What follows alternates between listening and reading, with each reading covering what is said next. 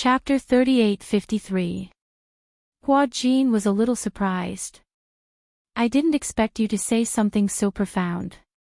I've always thought that you were a simple-minded person. Liang Yin looked at him exasperatedly but didn't say anything. The steak was served. It was medium-well sirloin steak and there were some traces of blood. Liang Yin looked at the traces of blood and asked, "How well done is this?" "It's medium well." "Isn't it too rare?" "No, the meat of a well-done steak is very tender." With that, Hua Jin took the steak from her hand and handed it to her. Liang Yin thought that he had snatched her steak away and glared at him resentfully. She looked as though she wanted to say something. Hua Jin glanced at her and cut the steak bit by bit into the shape of ribs. He knew very well which part of the steak was harder to chew, so he cut this part into cubes. After he had cut the steak into small pieces, he handed it back to her. When Liang Yin saw this, she was a little surprised by his gentlemanly side. So the reason why he had brought the steak over without a word was so that he could cut it into small pieces for her. Liang Yin was a little flattered. Why did she have an inexplicable feeling? Now that the two of them were sitting in a Western restaurant, they actually looked like a couple on a date. Hua Jin looked at her meaningfully. How would he know what she was thinking? He saw that she had her head lowered and was staring at the steak nervously. Her face was a little red. Hence, he thought that the heater in the room was too high and walked over to lower the temperature. When he returned to his seat, he said something that was so rare and precious. "Give me a good performance on set tomorrow." Liang Yin was speechless. Hua Jin glanced at her in disdain. "I'm treating you to such a classy Western meal. You can't bear to get me kicked out of the set, right?" Liang Yin muttered with a red face, "I didn't do it on purpose." When Hua Jin heard this, he smiled. "I know, but others don't. In today's society, we only look at the results and not the process. No matter what the reason is, you didn't do it well." When Liang Yin was lost in thought, Hua Jin said again, "It's not like you can't do it well. You obviously have acting skills, don't you?" "Really?" "Yes." Hua Jin revealed a charming smile. "You have to believe that you are very outstanding. Don't think that you can't do it. You were just too nervous that day." Hearing this, Liang Yin nodded solemnly. After finishing the Western food, they returned to the hotel. Liang Yin rehearsed her lines with Hua Jin as they walked. When they reached the door, they suddenly saw a girl squatting in the corner of the corridor, crying. She cried so sadly, tears and snot flowing down her face. When Liang Yin saw this, she was just about to walk up when Hua Jin immediately stopped her. "What are you doing?" "I'll go check what's going on." "Don't go there." Hua Jin warned her, "Don't poke your nose into other people's business." Liang Yin didn't think much of it. "She's squatting here crying. Maybe there's something troublesome. I'm just checking." As she said this, she pushed Hua Jin aside and walked to the girl's side. She squatted down and asked, "What's wrong?" The girl was originally immersed in her sadness. When she heard Liang Yin's sudden voice, she was a little shocked. When she saw that it was Hua Jin, she was shocked and couldn't stop crying. She cried even harder. Liang Yin wanted to help her up, but when she finally managed to do so, an entire piece of paper fell to the ground. "What is this?" Chapter 3854. When Liang Yin picked up the piece of paper, she realized that it was a medical report issued by the hospital. When Hua Jin saw it, he immediately walked over and took the report from her hand. He glanced at it and realized that it was a pregnancy report. Hua Jin was shocked and asked warily, "Who are you looking for?" The girl said sadly, "He doesn't want to see me, and he doesn't believe that the child in my stomach is his." She choked and said, "I didn't mean to pester him. I just wanted to ask him how to solve this matter. He thought that I wanted to hold him back. I wanted to be his stumbling block." I love him so much. How can I be his stumbling block? But, in order to follow him, I've already been betrayed. Now, how can I still have the face to go home? Sob. The girl looked very delicate and pretty. She had a very cute face, as if she had walked out of a manga. Such a cute girl, but now she was in such a sorry state. Hua Jin quickly understood what was going on. You're pregnant. The girl covered her face in despair and let out a suppressed sob. Liang Yin was a little confused when she heard this. She also took the report from Hua Jin's hand. She glanced at it and was shocked. He asked suspiciously, "Who is your child's?" I can't say, the girl cried, I can't hurt him, she cried incoherently, and no one knew what she was saying. Liang Yin was baffled by what she heard. Hua Jin understood. Does Tang Yu know about this? Liang Yin looked at him in surprise. Why did Hua Jin suddenly mention Tang Yu's name? Could it be that he was testing something?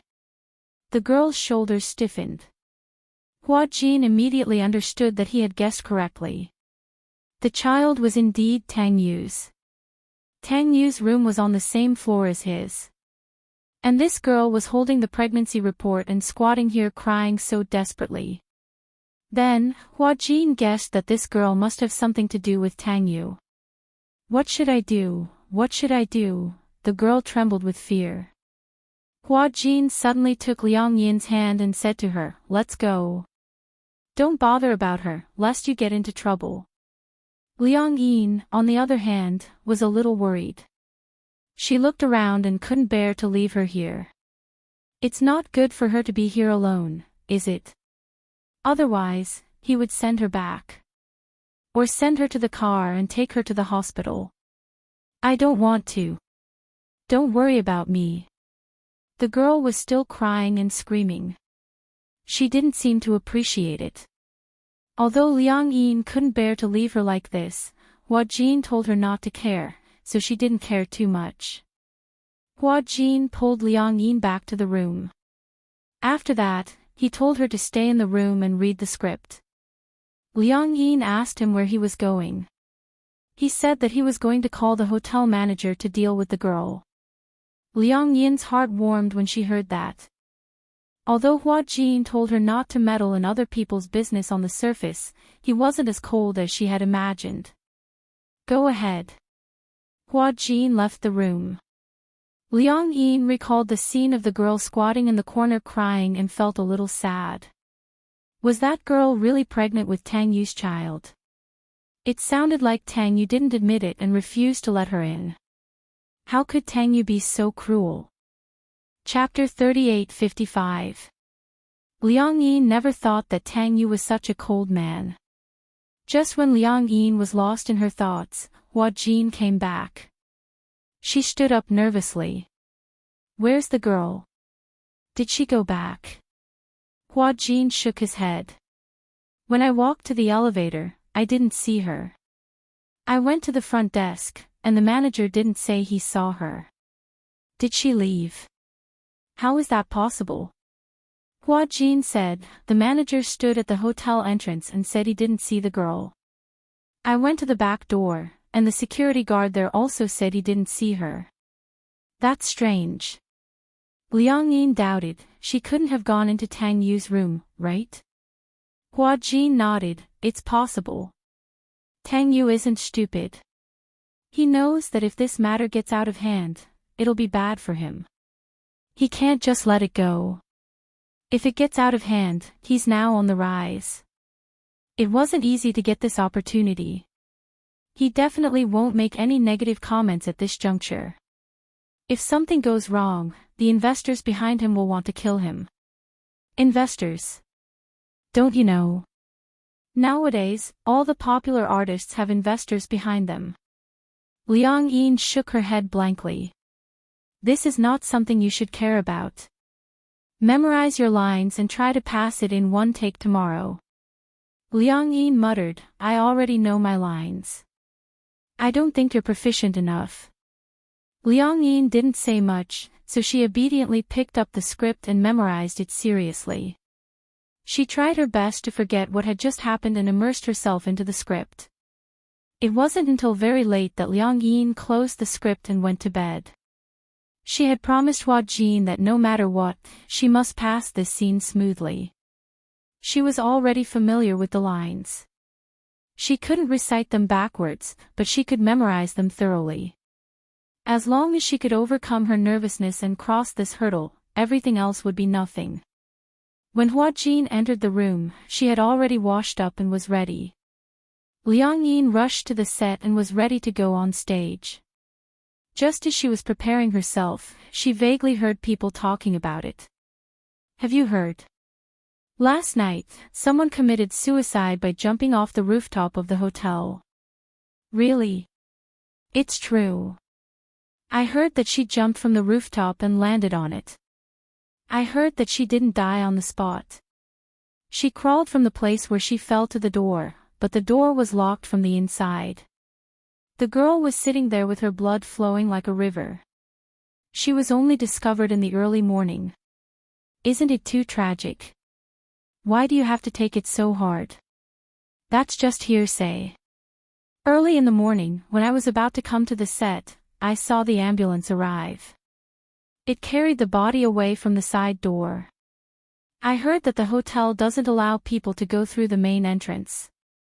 It's too unlucky. They were still muttering behind his back. Liang Yin turned around and glanced at them, only to see that they immediately shut up and lowered their heads. They didn't dare to talk anymore and were busy with their own things. As soon as Hua Jin returned to the resting area, Liang Yin anxiously pulled him back. Did you hear about what happened this morning? What happened? A girl committed suicide by jumping off a building. Liang Yin was a little worried and doubtful. Could it be the girl from yesterday? Hua Jin didn't know whether to laugh or cry. Why are you so concerned about her? After all, she was fine when I saw her yesterday. Now that I hear about it, I can't help but sigh. Chapter 38:56. Hearing this, Liang Yin nodded. Hua Jin walked to the side and made a phone call. He looked around and realized that Tang Yu wasn't there. He immediately sensed something fishy. Tang Yu wasn't on set. Didn't he have a scene today? Why wasn't he here? Hua Jin asked around.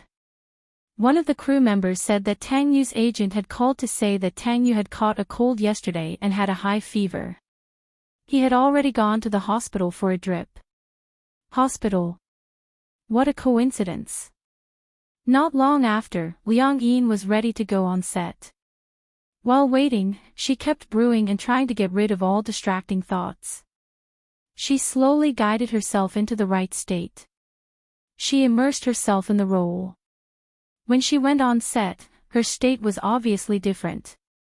At this time, no one felt that she was Hua Jin, but a living phoenix. Director Gu saw that. Even though Liang Yin's position was a little too far away from the camera, he couldn't bear to interrupt her. So, he instructed the cameraman to quickly adjust the position of the camera to capture the shot. Liang Yin was in great condition. If it was in the past, no matter what the reason was, if she even stood in the wrong position, she would definitely be scolded. However, Liang Yin was in great condition. She was even better than when Hua Jin was on set. Hua Jin was stunned by Liang Yin's performance. However, he was still a little nervous. He was worried that Liang Yin would break in the next second and not be in such a good state. Hua Jin watched on tenterhooks, but Liang Yin was on top of her game the entire time, especially when she turned around. Her eyes were filled with helplessness and heartache. Tears were welling up in her eyes, but they refused to fall. I'm a human, you're a demon. Humans and demons have different paths. You're the future king of demons, and I'm a Onmyoji. We're destined to be enemies. When she heard the words enemies, Phoenix turned her back even more. Tears streamed down her cheeks. Director Gu couldn't help but feel suffocated by this scene. This scene was too beautiful. He pushed the end further and captured the phoenix's disappointed and sad expression that clearly wanted to maintain its pride. The female lead, Mu Qingge, was originally in a bad mood, but Feng Zhi's mood was so good that she was also brought in. A scene that Hua Jin hadn't done before, Liang Yin had actually done it in one take. Great! Feng Zhi, you're in the right state today. However, Qingge, you weren't in the right state at the start. Because Liang Yin was in such a good state, Director Gu was reluctant to cut the scene. However, the camera and close-up were all focused on Liang Yin. Even if there were any problems, there would be no problem when the time came. Mu Qingge was also a bit surprised. The day before yesterday, Hua Jin had been scolded by the director to the point of crying. His condition today was unexpectedly good. He actually passed it in one try. It was simply unbelievable. Hua Jin walked over. He was also pleasantly surprised by Liang Yin's performance today. It was rare that he wasn't stingy with his appreciation. He praised, "Your condition today is really good. It's even better than what I imagined." Liang Yin still hadn't come out of the right state. She clutched her clothes tightly and felt that her chest was suffocating. She said sadly, "I feel so suffocated. It's so uncomfortable. It's like a ball of cotton is stuffed in my chest." She was too immersed in the role. Because after completely immersing herself in the role, she couldn't get out of it for a long time. Hua Jin hugged her shoulder in heartache. If you're sad, cry it out to vent. Chapter 38:57. Hua Jin didn't expect Liang Yin to be so deeply immersed in her role. After crying for a long time, she finally vented all the emotions that had accumulated in her heart.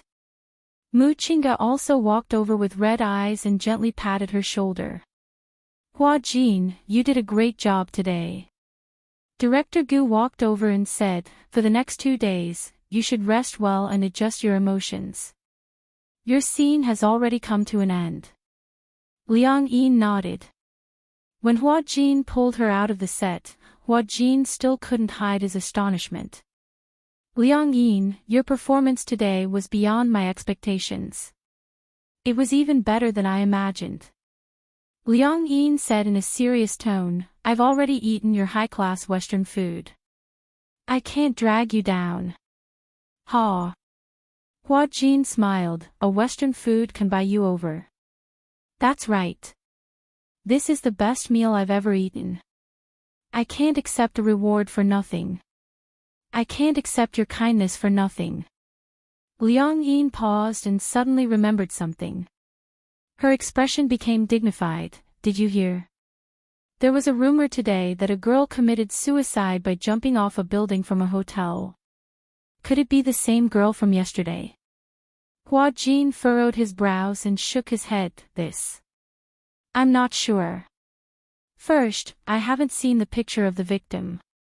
Second, I haven't seen the case report. I really don't know about this. Then, can you ask around? Don't ask around in troubled times. You don't want to get into trouble. Okay, I got it." Liang Yin didn't say anything else. When they returned to the hotel, Hua Jin ordered takeout for Liang Yin and immediately returned to his room. When he returned to his room, he saw Tang Yu and his agent had returned. Hua Jin stopped and silently glanced at him. The latter also glanced at him. But for some reason, Tang Yu's eyes were inexplicably vigilant. He was originally discussing something with his agent, but when he saw Hua Jin's gaze, he suddenly closed his mouth and didn't say anything. Hua Jin narrowed his eyes and quickly smiled. He turned around and smiled at Tang Yu. "I didn't see you on set today. Where did you go?" Tang Yu became even more vigilant towards Hua Jin's sudden concern. He didn't directly answer his question. Instead, he avoided the question and half-jokingly said, "Why are you suddenly so concerned about me? You didn't treat me like this before. You're always so aggressive, as if you have a grudge against me. Hua Jin smiled. How can I praise another artist in front of my artist? I didn't see you on set today. I heard you were feeling unwell. You had a fever. A little. I went to the hospital and got some fluids. I feel much better now. Tang Yu's agent was a little dissatisfied when she saw Tang Yu talking nonsense with the little assistant. Okay, don't talk nonsense with her. Go back to your room and lie down. Tang Yu and his agent returned. His eyelids suddenly twitched violently. He had a feeling that something was about to happen. Brother Ting, are we really going to do this? In the room, Tang Yu was inexplicably restless. His agent, Brother Ting, who was standing in front of him, glared at him disapprovingly. What else can we do? It's already happened. Don't you want to clear your name? Do you want to invite trouble to yourself? But, offending Hua Jin isn't good. Chapter 38-58. Tang Yu listened and did not say anything else. He knew that this time, he would definitely offend Hua Jin. However, there was no other way. Hua Jin was a busybody. The entertainment industry was like this. In order to protect oneself, one had to do this. It's not like I didn't remind you before. You must be clear about the relationship between a man and a woman. Moreover, you were almost caught by the paparazzi many times. Remember, you are no longer who you used to be. Now, you are a commodity. A commodity that is being promoted. If your reputation is ruined because of these things, can you afford to pay the penalty? If something like this happens again in the future, I will definitely not care about you anymore. I will let you fend for yourself. Tang Yu froze when he heard this. He braced himself and said, Understood, Brother Ting. All right, rest early. Tang Yu suddenly stood up nervously. Brother Ting, are you sure it's okay? Hua Jin is Qin Zhou's man. Qin Zhou is a senior executive in Huanyu. Huanyu is backed by Xingyu. Are you sure we can win? Don't worry. We won't fight to the death with him either. After all, it's just a way to divert the public's attention. Although Tang Yu was still a little worried, he nodded. The next day. Early in the morning, a piece of news dominated the headlines of all the major entertainment websites. Hua Jin's underground relationship exposed.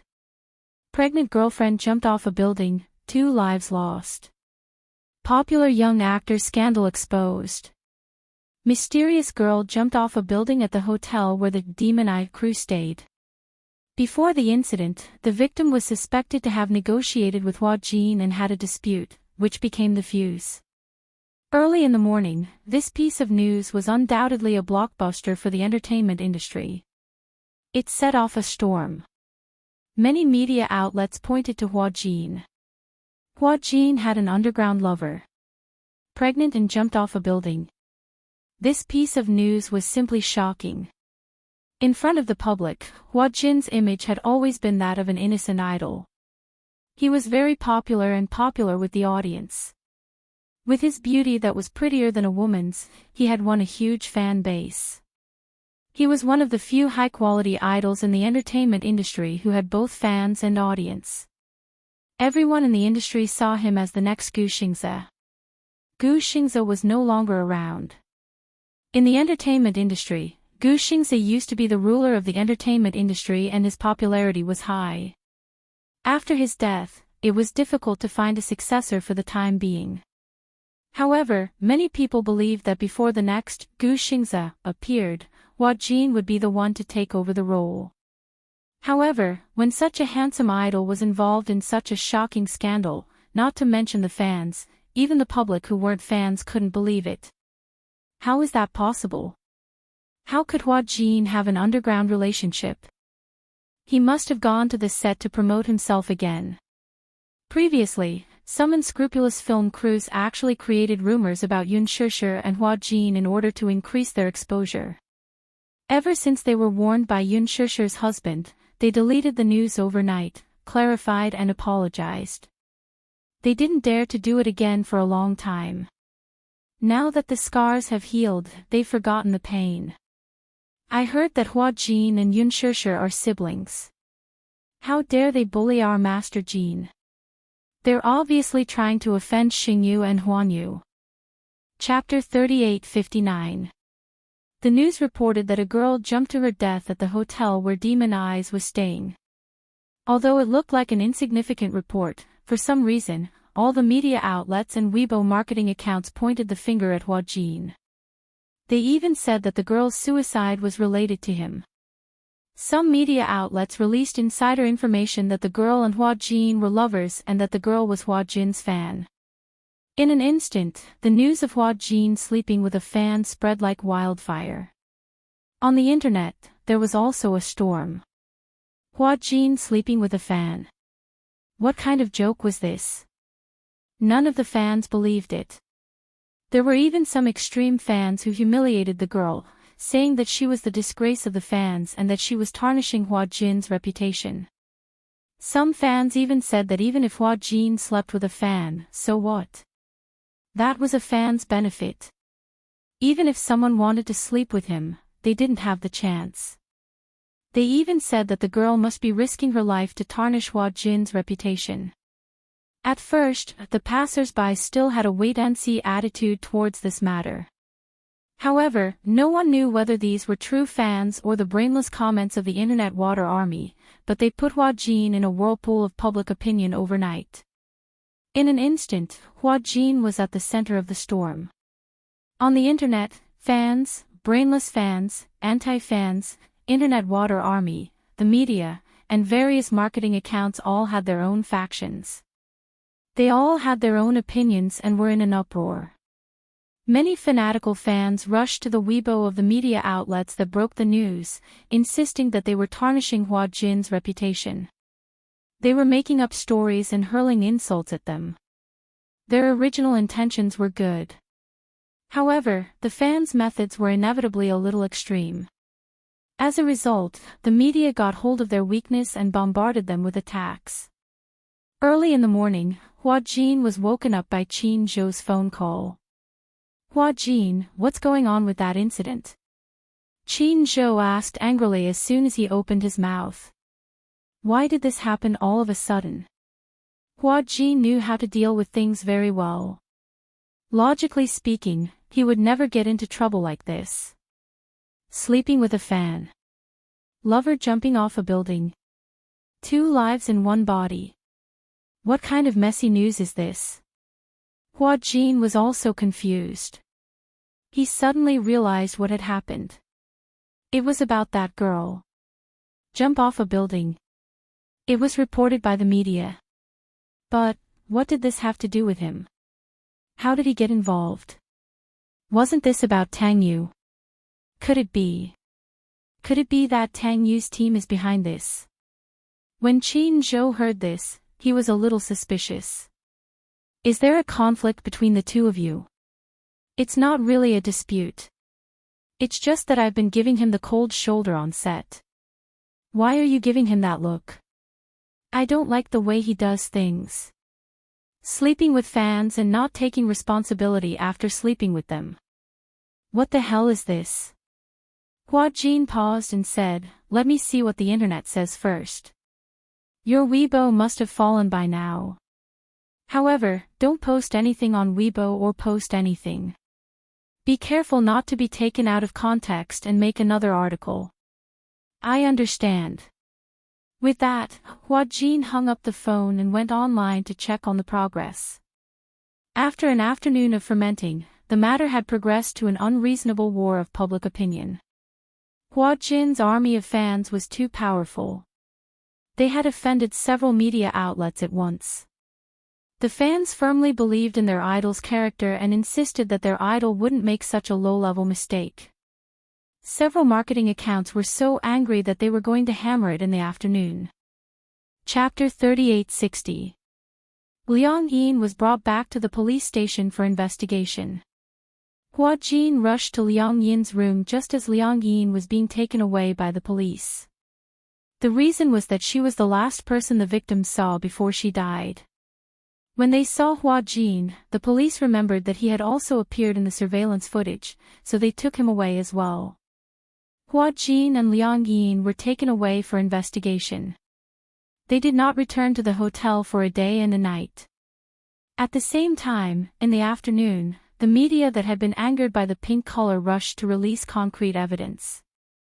It was said that after the police investigation, all the evidence showed that this was a suicide case. The phone that had been dropped was unlocked and there was a message in the memo, "Baby, mommy is sorry." The police suspected that she was pregnant.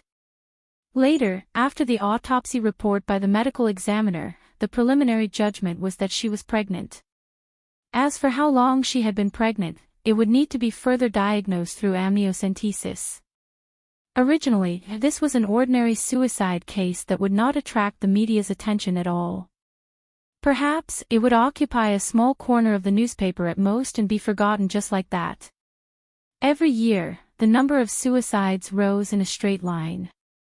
Not everyone who jumped off a building would be noticed. However, because of the hotel involved, the police wanted to find out when the victim entered the hotel and who she had been in contact with before she committed suicide. Therefore, they obtained the surveillance footage from the hotel. However, they found that the girl had been in direct contact with Hua Jin before she committed suicide. In the surveillance footage, the girl entered the hotel and went to the floor where Hua Jin's room was. However, for some reason, she squatted in the corner of the corridor and cried for a long time. Later, Hua Jin and his assistant appeared in the footage. When Hua Jin saw the girl squatting in the corner, he walked over in surprise and reached out to help her up. However, the assistant behind him was a little wary. When the girl saw Hua Jin, she suddenly became very emotional. She danced around as if she wanted to express herself urgently. However, the assistant behind him was obviously very repulsed by the girl and asked Hua Jin several times to ignore her. However, Hua Jin seemed to be hesitant. He looked at the girl and could not bear to do it. From an outsider's point of view, he always felt that there was an inexplicable bond between him and this girl. The media wishfully believed that there was a past relationship between the two of them. However, this was the media's interpretation. But, with the exposure of the surveillance footage and the media's excessive interpretation, it did seem to be the case. With the media as the director, the story unfolded just like that. This girl was a fan of Hua Jin. Coincidentally, during a visit to Hua Jin's set, the two of them met. Gradually, this girl became Hua Jin's bed partner. According to the investigation, the girl had been in and out of the film city many times, and the last person she saw before she died was Hua Jin. Hua Jin seemed to be very concerned about her. However, the assistant behind him was obviously worried that this matter would blow up. He kept urging Hua Jin to return to the room. He even turned around and said a few words to the girl. As there was only a picture and no sound, the media interpreted it as a threat from the assistant. Hua Jin's career was at its peak.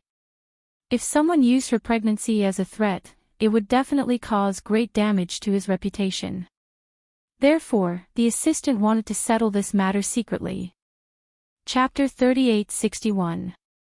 Originally, Hua Jin's fans stubbornly believed that this matter had nothing to do with their idol.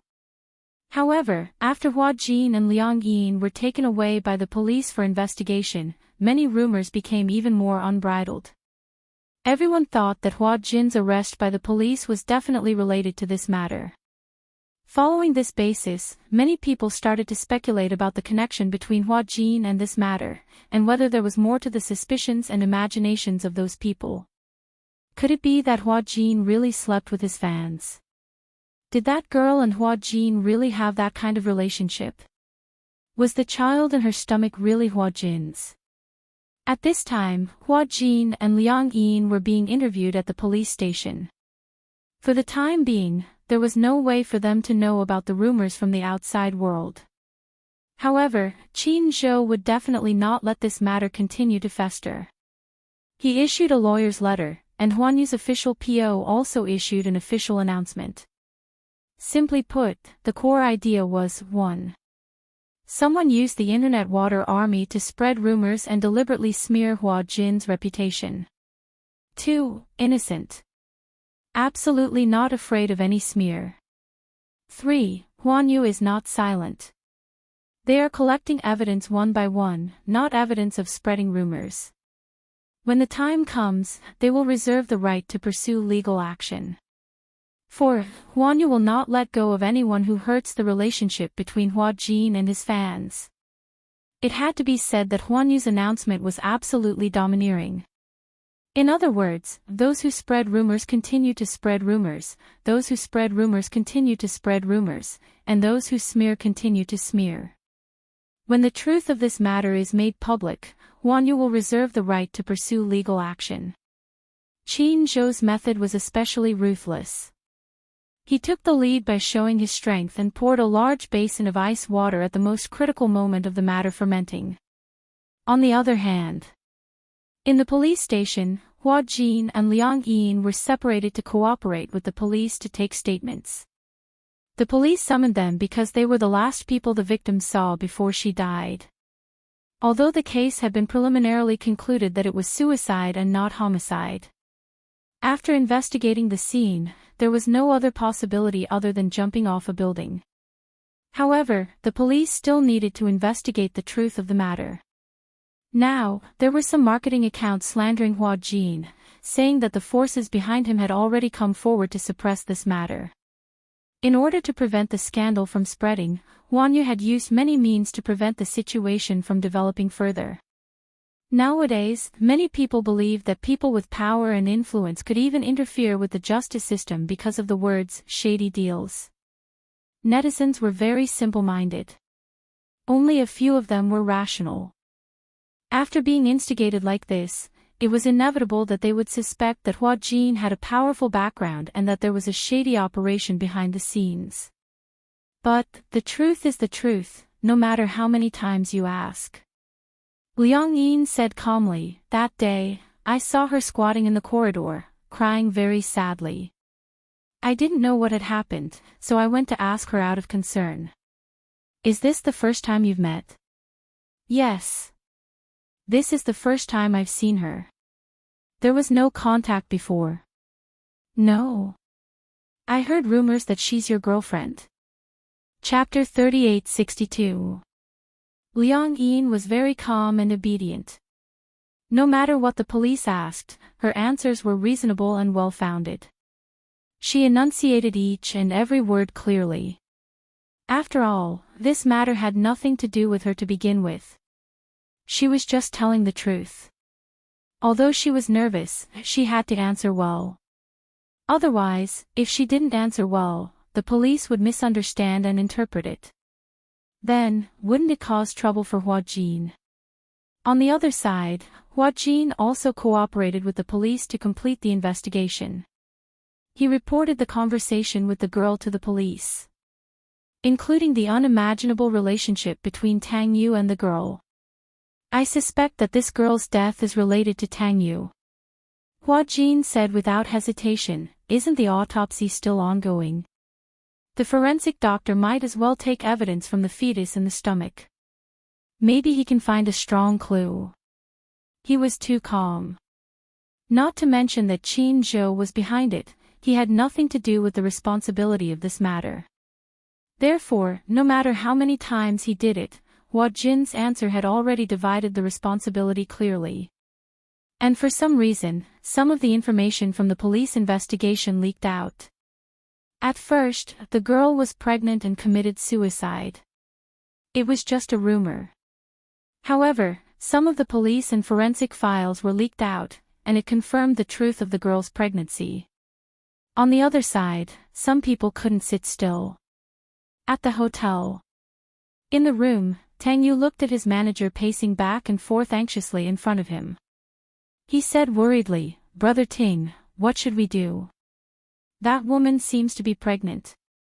It can't really be my child, right?" The manager turned around and glared at him angrily.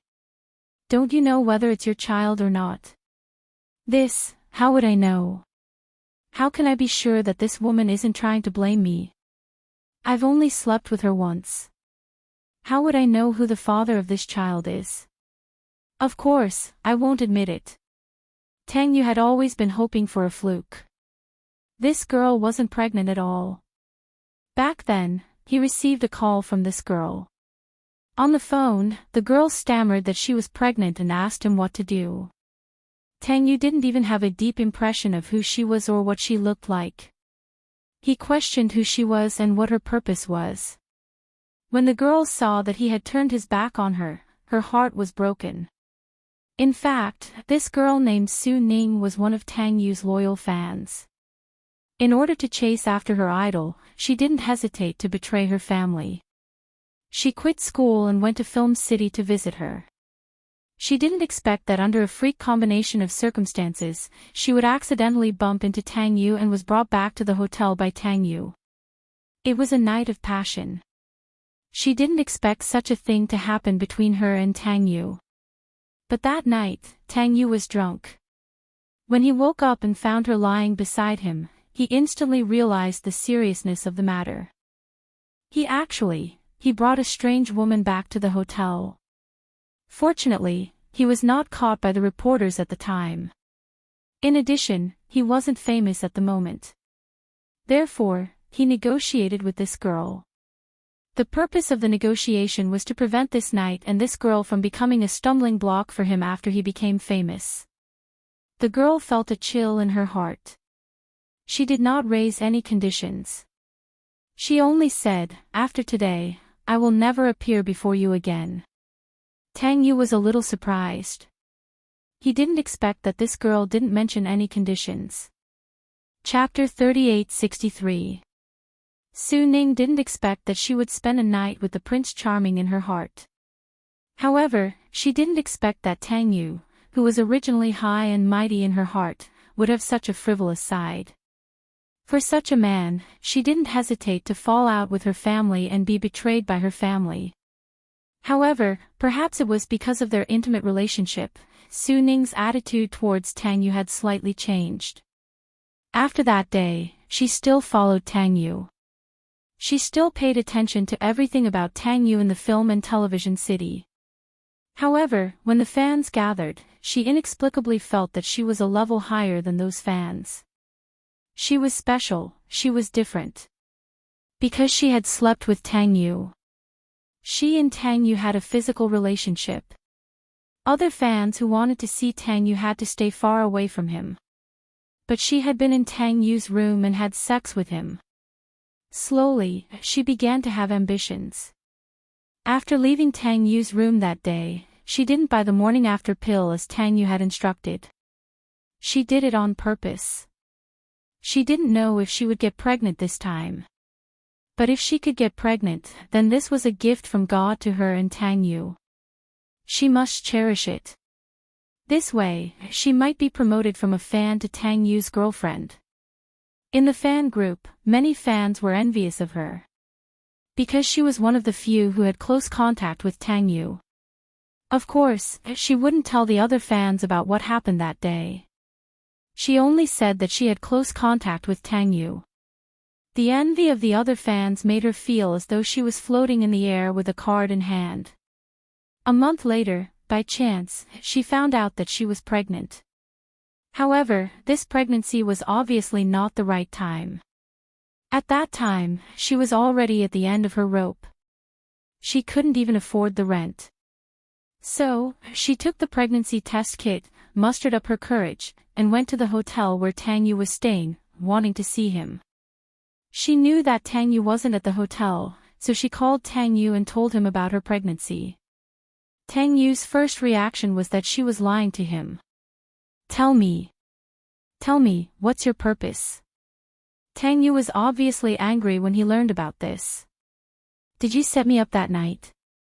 Tang Yu obviously thought that Su Ning deliberately set him up that night. "Didn't I tell you to take the morning after pill?" "Why didn't you take it?" Su Ning stammered and explained that she forgot. Tang Yu snorted. "Forgot? I think you're doing it on purpose." Let's not talk about anything else for the time being. First of all, I have to suspect whether you're really pregnant or not. We've only done it once, how could it be so coincidental? Furthermore, how can I be sure that even if you're really pregnant, the child in your stomach is mine? Tang Yu obviously didn't believe it. It was just once. How could she get pregnant so coincidentally? Su Ning was at a loss for words. She could only say that she was really panicking at that time and really forgot about this matter. Both Tang Yu and Tang Yu, S Ning Tang Yu. Su Ning Tang Yu, STSU. Tang Yu refused to admit it. He even warned him again and again. If you dare to mess around, I swear I'll teach you a lesson. Chapter 38-64. Now, the little life in her belly was growing up with hope. Su Ning knew in her heart that she deliberately didn't take birth control pills because she was pregnant. She thought that if she was lucky enough to get pregnant, at least she could use the child to ask for an explanation from Tang Yu. However, she was wrong. In her mind, Tang Yu should be a very responsible Prince Charming, just like how he usually was in front of his fans. He was gentle, responsible, and knew how to take care of people. He even made it clear that he liked children very much. If there was a chance in the future, he must have 3 children, preferably girls. He liked little princesses the most. This was selling his character. All the male stars knew this well. A handsome man who loved children, spoiled his wife, and spoiled his children was undoubtedly the fantasy object of many women. But Su Ning obviously confused fantasy with reality. Now, Tang Yu had accepted the show and was counting on this show to make his presence known and increase his popularity. When the series was broadcast, the team even thought about how to tie up Hua Jin, tie up the crew, and carry out a series of hype. With Tang Yu's appearance and some of his recent connections, even if he couldn't be as popular as Hua Jin in the future, he would definitely become a popular young star. In such a rising period, for a fan who had a one-night stand and a child who hadn't formed yet, was he really going to give up such a good future? Was it possible? What a joke. Responsibility. Responsibility. That was just a fan's wishful thinking. Su Ning couldn't take the blow and jumped off a building. This was also unexpected to Tang Yu. But the problem was Su Ning really pregnant with his flesh and blood? Of course, Tang Yu didn't feel sorry for the child. But if the final autopsy report came out and the child was genetically identified as his flesh and blood, then, with this evidence, he couldn't wash it clean. Evidence always doesn't lie. Tang Yu had a headache. Originally, he was hoping to frame this matter on Hua Jin. However, he had obviously overlooked this point. About the child, he always suspected that Su Ning lied to him and had other intentions. But, Brother Ting, what should we do? Tang Yu was anxious. Do you think the forensic doctor can find out who the child's biological father is through the autopsy? Generally speaking, DNA samples collected from a corpse's uterus should be sent to the database for analysis and comparison. If it's really your child, we can find out. Tang Yu's face turned pale. So, I want to ask you, is this child really yours? Tang Yu shook his head blankly. I don't know. I really don't know. I thought she was lying to me. Back then, I only had one night with her. How could it be that she's with another man? I don't know. Things suddenly became troublesome. I originally wanted to divert attention, but I didn't expect that B*TCH to actually have a child in her stomach. Chapter 38-65. Now, this is the only way. Anyway, let's suppress this matter first. Tang Yu paused and sighed. I didn't expect it to turn out like this. I didn't expect that Su Ning would jump off a building. The manager said angrily, be more careful in the future. After all, you're a public figure and your fame is slowly rising. In the future, there will be more and more leopard feet mosquitoes waiting for you. You have to figure out your private life and don't get involved with those messy people. Then, he added, remember, you're a commodity now. Don't always think about your past self. If you lose your resources because of this again, be careful that the higher-ups don't ban you. Tang Yu said with a guilty conscience. Understood. At the police station, Hua Jin and Liang Yin finished their statements and walked out of the police station. Qin Zhou was already waiting outside. Hua Jin saw Qin Zhou and walked over with a gloomy expression. He cursed angrily, these policemen are too annoying. They asked the same question more than 10 times. More than 10 times. I'm going crazy from answering. Are they treating me like a criminal suspect? Qin Zhou comforted him, all right, since the interrogation is over, leave quickly. They're not treating you as a criminal suspect. You're witnesses, the last 2 people who saw Su Ning. So, they'll definitely focus on collecting your testimony. In order to make sure your testimony is valid, they'll ask several times and verify it. Hua Jin was about to vomit. Liang Yin also looked very tired. She suddenly understood why Hua Jin was so vigilant when she went up to the girl worriedly. It turned out that he was worried about her getting into trouble. Hua Jin asked, what's the public saying now? A lot of marketing accounts are still hyping up that the girl is your lover. They're still saying that I slept with fans. Hua Jin said angrily, this is too much. Who's behind this? Liang Yin was a little surprised when she heard this. She was brought back to the police station as soon as the incident happened, so she had no idea what had happened. Upon hearing Hua Jin mention this matter, someone actually suspected that Hua Jin slept with his fans. How did such a deranged thing get out? Liang Yin asked anxiously, what happened? What do you mean by sleeping with fans? What the hell is going on? Qin Zhou glanced at Hua Jin, shook his head, and said to Liang Yin, it's not convenient to talk here. Let's get in the car and go back to the hotel. Hua Jin and Liang Yin looked at each other. Liang Yin felt a little uneasy, but she didn't say anything. So she got in the car with Hua Jin. In the car, Qin Zhou said to Hua Jin, now, many marketing accounts on the internet are hyping up your underground relationship with that girl. But don't worry, I already have all the substantial evidence, but we don't have to rush to clarify anything now. Liang Yin was a little nervous when she heard this. Why? Speaking of which, aren't these marketing accounts too much? Why aren't they rushing to clarify things? Qin Zhou smiled and winked mysteriously. He said to Hua Jin and Liang Yin, be patient and watch the show. When Liang Yin heard this, she still didn't understand what was going on. However, Hua Jin obviously understood Qin Zhou's intention. He was planning to turn the tables on them. Chapter 3866. What's going on with these marketing accounts? It's impossible for them to publish such a large-scale defamation. Someone must be behind this. What do you think?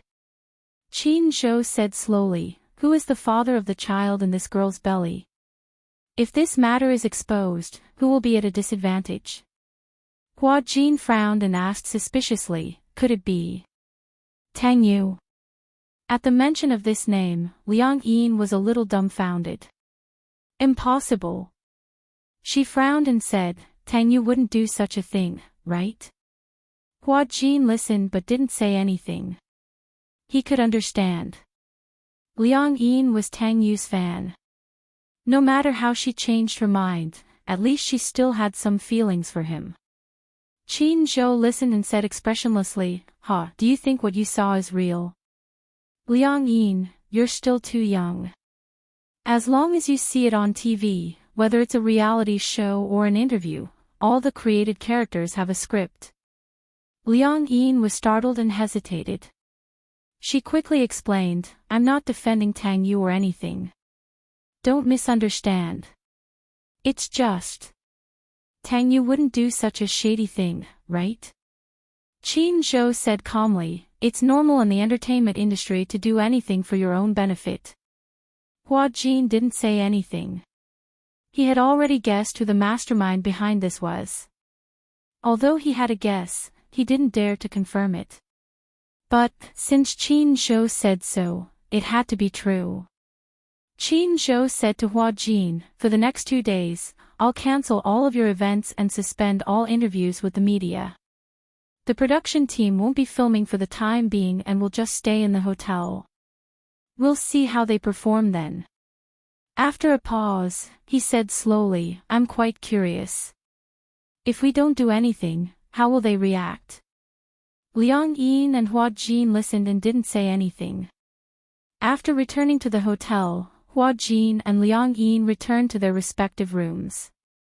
But after returning to her room, Liang Yin thought about it carefully. She felt that if she had listened to Hua Jin and not meddled in other people's business, maybe this wouldn't have happened. Tang Yu. Was it really Tang Yu? She didn't expect the Prince Charming in her heart to have such a dirty side. Did Tang Yu really use the internet water army to stir up public opinion to defame Hua Jin? How could he do that? It's too much. If that was the case, Liang Yin couldn't forgive herself. Feeling a little restless, she stood up and walked to the man's room. Standing at the door, she gently knocked on it. After a while, Hua Jin walked over to open the door. He was surprised to see her standing outside the door. "What's wrong?" "Hua Jin, is it convenient for me to come in and talk?" Hua Jin hummed in acknowledgement and stepped aside. Liang Yin went in and closed the door. Hua Jin calmly walked to the sofa, sat down, and looked at her. "Tell me, what's the matter?" Liang Yin asked cautiously, "This time, did I get into big trouble? I should have listened to you. At that time, I saw that girl squatting in the corner. I shouldn't have gone forward." Hua Jin didn't understand her intention at first. But when he knew it was because of this, he couldn't help but smile. So it's because of this. Chapter 3867. Although Qin Zhou definitely had the ability to settle it, she still felt very guilty about this matter. Hua Jin said, "Maybe this isn't necessarily a bad thing. Tang Yu's ambition is so big. Since he dared to do such a thing, he must be willing to accept the consequences. Bickering with Huan Yu, he must have a death wish." He paused and said, "But you can't blame him. Artists don't have much autonomy at all. Moreover, to a company, an artist is a company's product. Goods. Yes, they have no dignity."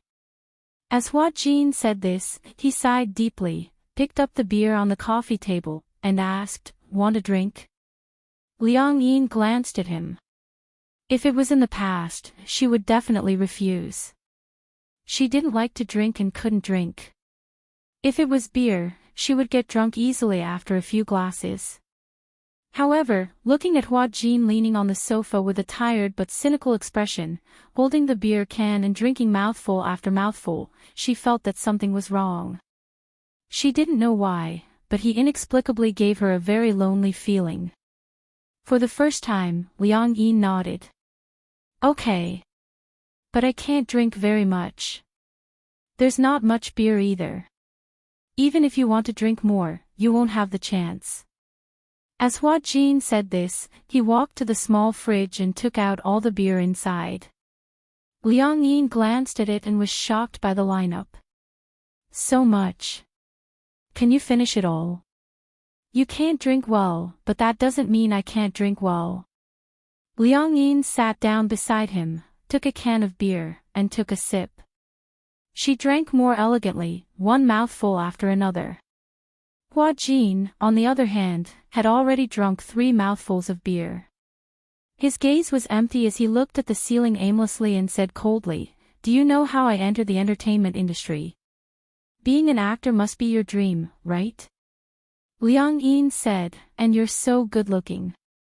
How did you get chosen by a talent scout?" "I was sold into the entertainment industry by my father." Hua Jin smiled calmly and curled his lips. He seemed to be mocking him, but at the same time, he seemed to be able to see the resentment between his brows. He took a sip of beer and gulped it down again. His expression became even more gloomy. Biological father. When Liang Yin heard this, she suddenly reacted. It was no wonder that the man did not question her when she expressed her hatred for her parents back then. Neither did he console her like the others did. Instead, he said coldly, "That's because such irresponsible parents really exist in this world." Therefore, was he a father as well as a selfish and irresponsible man? Sell him into the entertainment industry. Back then, my father drank, gambled, and did drugs. He loathed me because I had my mother's blood flowing in my veins. They say love the house and its crow. Hate a person, it is the same. He hated me, so when he was chased by loan sharks, he didn't hesitate to sell his own flesh and blood.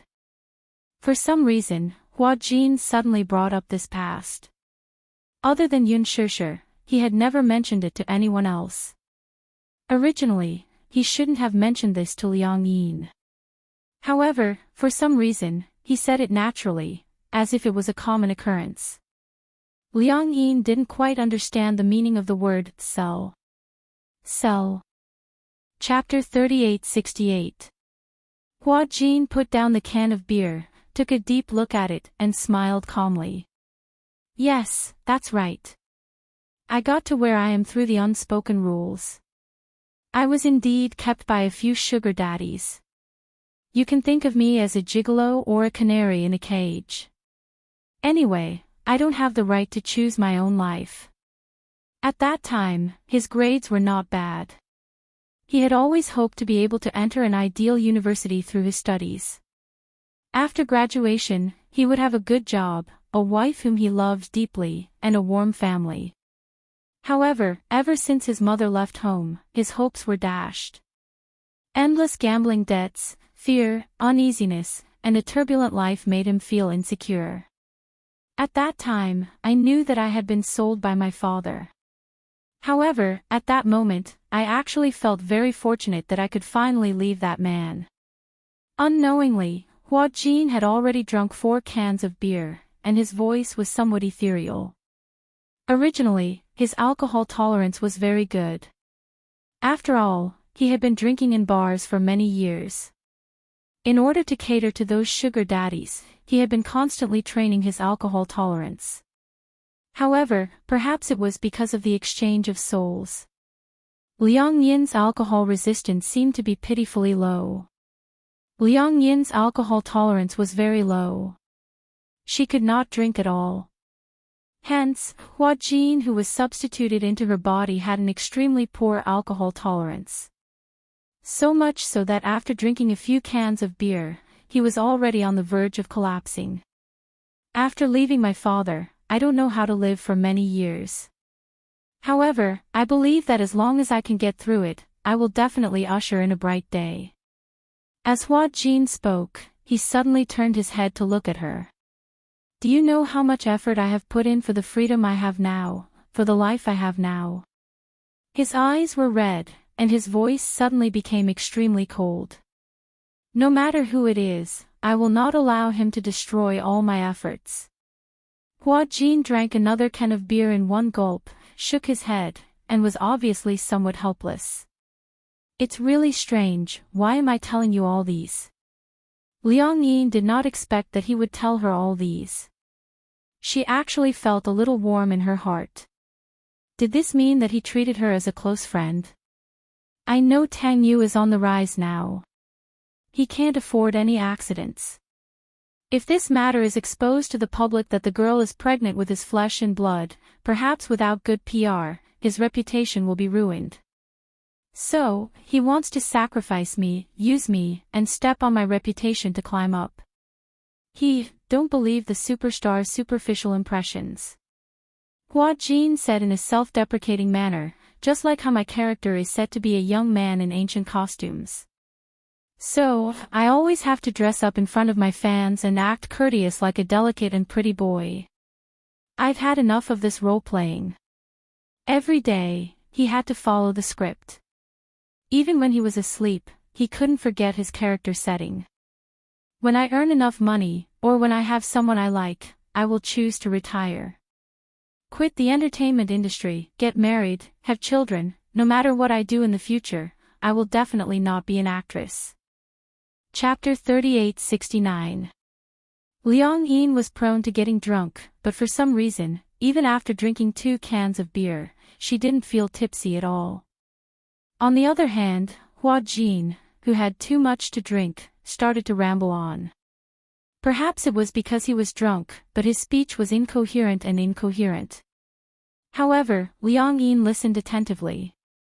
From his childhood to when he entered the entertainment industry, his emotions were always rambling on and on without rhyme or reason. Eventually, the more Hua Jin talked, the heavier his eyelids became. Slowly, he fell asleep leaning on Liang Yin's shoulder. Liang Yin leaned on the sofa and Hua Jin leaned on her shoulder. The heaviness on one side of her shoulder made her feel strangely calm. She didn't dare to move, for fear that she would wake Hua Jin up. Hence, she maintained this position until she felt sleepy and closed her eyes. Dawn, early in the morning. Hua Jin was woken up by the cold. Even though the heater was turned on in the room, when dawn came, the weather was even colder. He was wearing thin clothes and had sobered up. He opened his eyes and looked out of the window. The sky was already brightening. He felt that he was leaning on someone's shoulder. When he lifted his head, he saw Liang Yin sitting on the sofa with her eyes closed. She allowed him to lean on her shoulder and maintained this position, not moving at all. The beer cans on the coffee table were scattered all over. Hua Jin felt a little awkward. He felt that leaning on her shoulder made him, a big man, feel like a helpless little bird. He woke her up with a gentle push. Hey! Liang Yin woke up immediately. She wasn't very sleepy to begin with, so she woke up with a push. However, when she woke up, she could clearly feel that one of her shoulders was so sore that it felt like it was going to collapse. Ugh, she held her shoulder and grimaced in pain. It felt like it was dislocated. Hua Jin saw her pained expression and realized that he seemed to have fallen asleep leaning on her shoulder. His shoulders must be sore from carrying it like this. Hua Jin didn't know whether to laugh or cry. He laughed and said, "Are you going to stay in this position without moving?" Liang Yin said unhappily, "What else? I was drunk yesterday and I was afraid that if I moved, you would wake up and go crazy. That's why I didn't dare to move." Hua Jin said awkwardly, "Who said I was drunk? I'm not drunk, and I won't go crazy." He paused for a moment and said in disdain, "Is it because your body is weak? When I drank in the past, I didn't get dizzy from drinking so little beer. I can't hold my liquor well." Liang Yin twisted her shoulders, stood up and muttered, I'm going back to my room to rest." Hua Jin saw her stand up and lonely back, and thought that his tone just now was a little bad. In addition, he slept on her shoulder for a long time, and she did not complain, as if she was afraid to disturb him, so she was so motionless, silly and cute. He suddenly said, "Have you seen a sunrise before?" Liang Yin turned around in confusion and shook her head. Hua Jin blinked mysteriously. "I know a place where it's very beautiful to watch a sunrise." Liang Yin's eyes lit up with anticipation. "Really?" On the rooftop of the hotel. Liang Yin tiptoed behind Hua Jin, pushed open the door, and walked to the rooftop. Chapter 3870. The wind on the rooftop of the hotel was strong and cold. Hence, both of them had changed into a large cotton-padded jacket. This hotel was the most upscale and luxurious hotel in the film studio. The rooftop was on the 25th floor, and this was the best time to watch the sunrise. The film studio was surrounded by mountains on all sides. The mountains were also developed by consortiums to film special scenes. Many historical films and anti-war films were shot on this mountain. Because it was surrounded by mountains on all sides, there was nothing to block the view. One could see the horizon at a glance. The endless mountain range and the horizon in the distance were gradually changing red, orange, and yellow, from the horizon to the sky. It was unbelievably beautiful. Hua Jin held Liang Yin's hand, walked to the edge of the rooftop, and sat down. At first, Liang Yin was still a little nervous and hesitant. Sitting on the edge of the rooftop, their feet were suspended in the air. If they were nervous and accidentally trembled, they would fall and be smashed to pieces. Hua Jin sat down as if nothing had happened. Liang Yin, however, stood to one side, a little scared, not daring to sit down. Hua Jin lifted his head and looked at her, a little puzzled. "Aren't you going to sit?" Liang Yin was trembling. "Must we sit in such a scary place to watch the sunrise? If we fall, it'll be over." "It won't happen. Just don't move." "What's the difference between sitting here and sitting on the sofa?" "If you think it's scary, it's just a psychological effect." She didn't know why, but his words seemed to have woken her up. Yes, what was the difference between sitting here and sitting on the sofa? It was just that below the sofa was flat ground, while below the rooftop was the sky. This was just like when she was acting with Hua Jin in a room, she didn't feel nervous at all. It was just that when they reached the set, the director and the other actors were there, she started to feel uncontrollably nervous. It was just because of her psychological perception. Liang Yin deliberately didn't look at the sky below and carefully sat down beside Hua Jin. Even though she kept telling herself that there was nothing to be afraid of and that as long as she didn't move, she wouldn't fall. However, he was still a little nervous. Hua Jin pointed at the distant horizon. "Do you see that?" Her attention was quickly diverted. "I saw it. Sitting here to watch the sunrise is the best spot." Hua Jin took a deep breath of the fresh dawn air. The air was a little damp, accompanied by the cool dew frost. He said indifferently, "Do you know? In the past, I remember when I was in my teens, I acted for the first time. As an actor, I was bullied badly in the crew.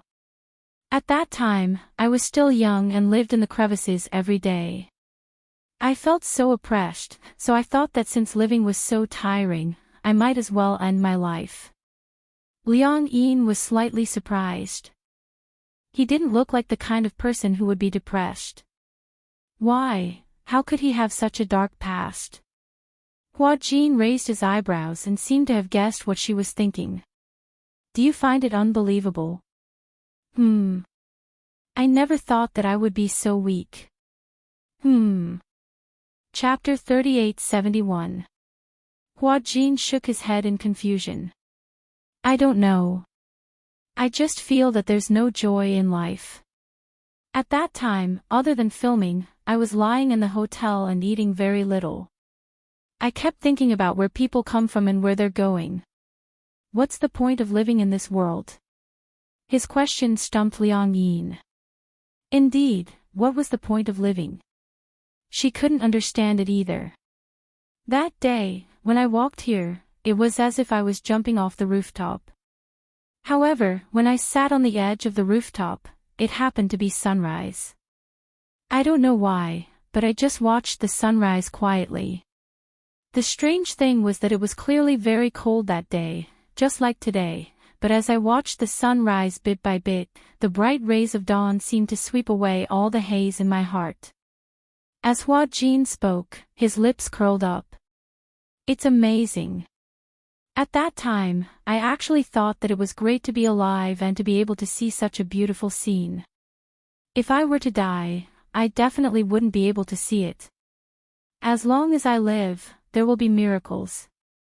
If I were to die, perhaps I wouldn't be able to see anything." Unknowingly, on the horizon, a fire plate slowly rose up. The horizon was dyed even brighter. At that moment, the clouds on the horizon seemed to have been set on fire, filling up the sky. It was so beautiful that it was suffocating. Liang Yin was deeply awed by the scene before her eyes. It was too beautiful. It was unbelievably beautiful. No wonder Hua Jin said that when he saw such a beautiful scene, he actually felt that life was beautiful. There were too many beautiful things in the world, just like this enchanting scenery. Hua Jin said, I hope that one day, I don't have to act anymore. I don't have to be an actor. I have a family and a woman I love deeply. Then, we can go to Wineglass Bay in Tasmania, Australia, to see the sinister castle of Chittergach, to the Blue Hole on Zakynthos Island in Greece, to the Ice Canyon in Greenland. But before that, I must work hard to act and earn a lot of money. Liang Yin said emotionally, what a beautiful dream. Right? Hua Jin glanced at her. In his charming eyes, there seemed to be a little bit of stars. When he looked at her, she actually became nervous. Her heart was pounding, and she didn't know where to put her hands. Hua Jin obviously didn't notice her nervous expression and said, it's better than guarding this empty skyscraper. Living in the city was depressing.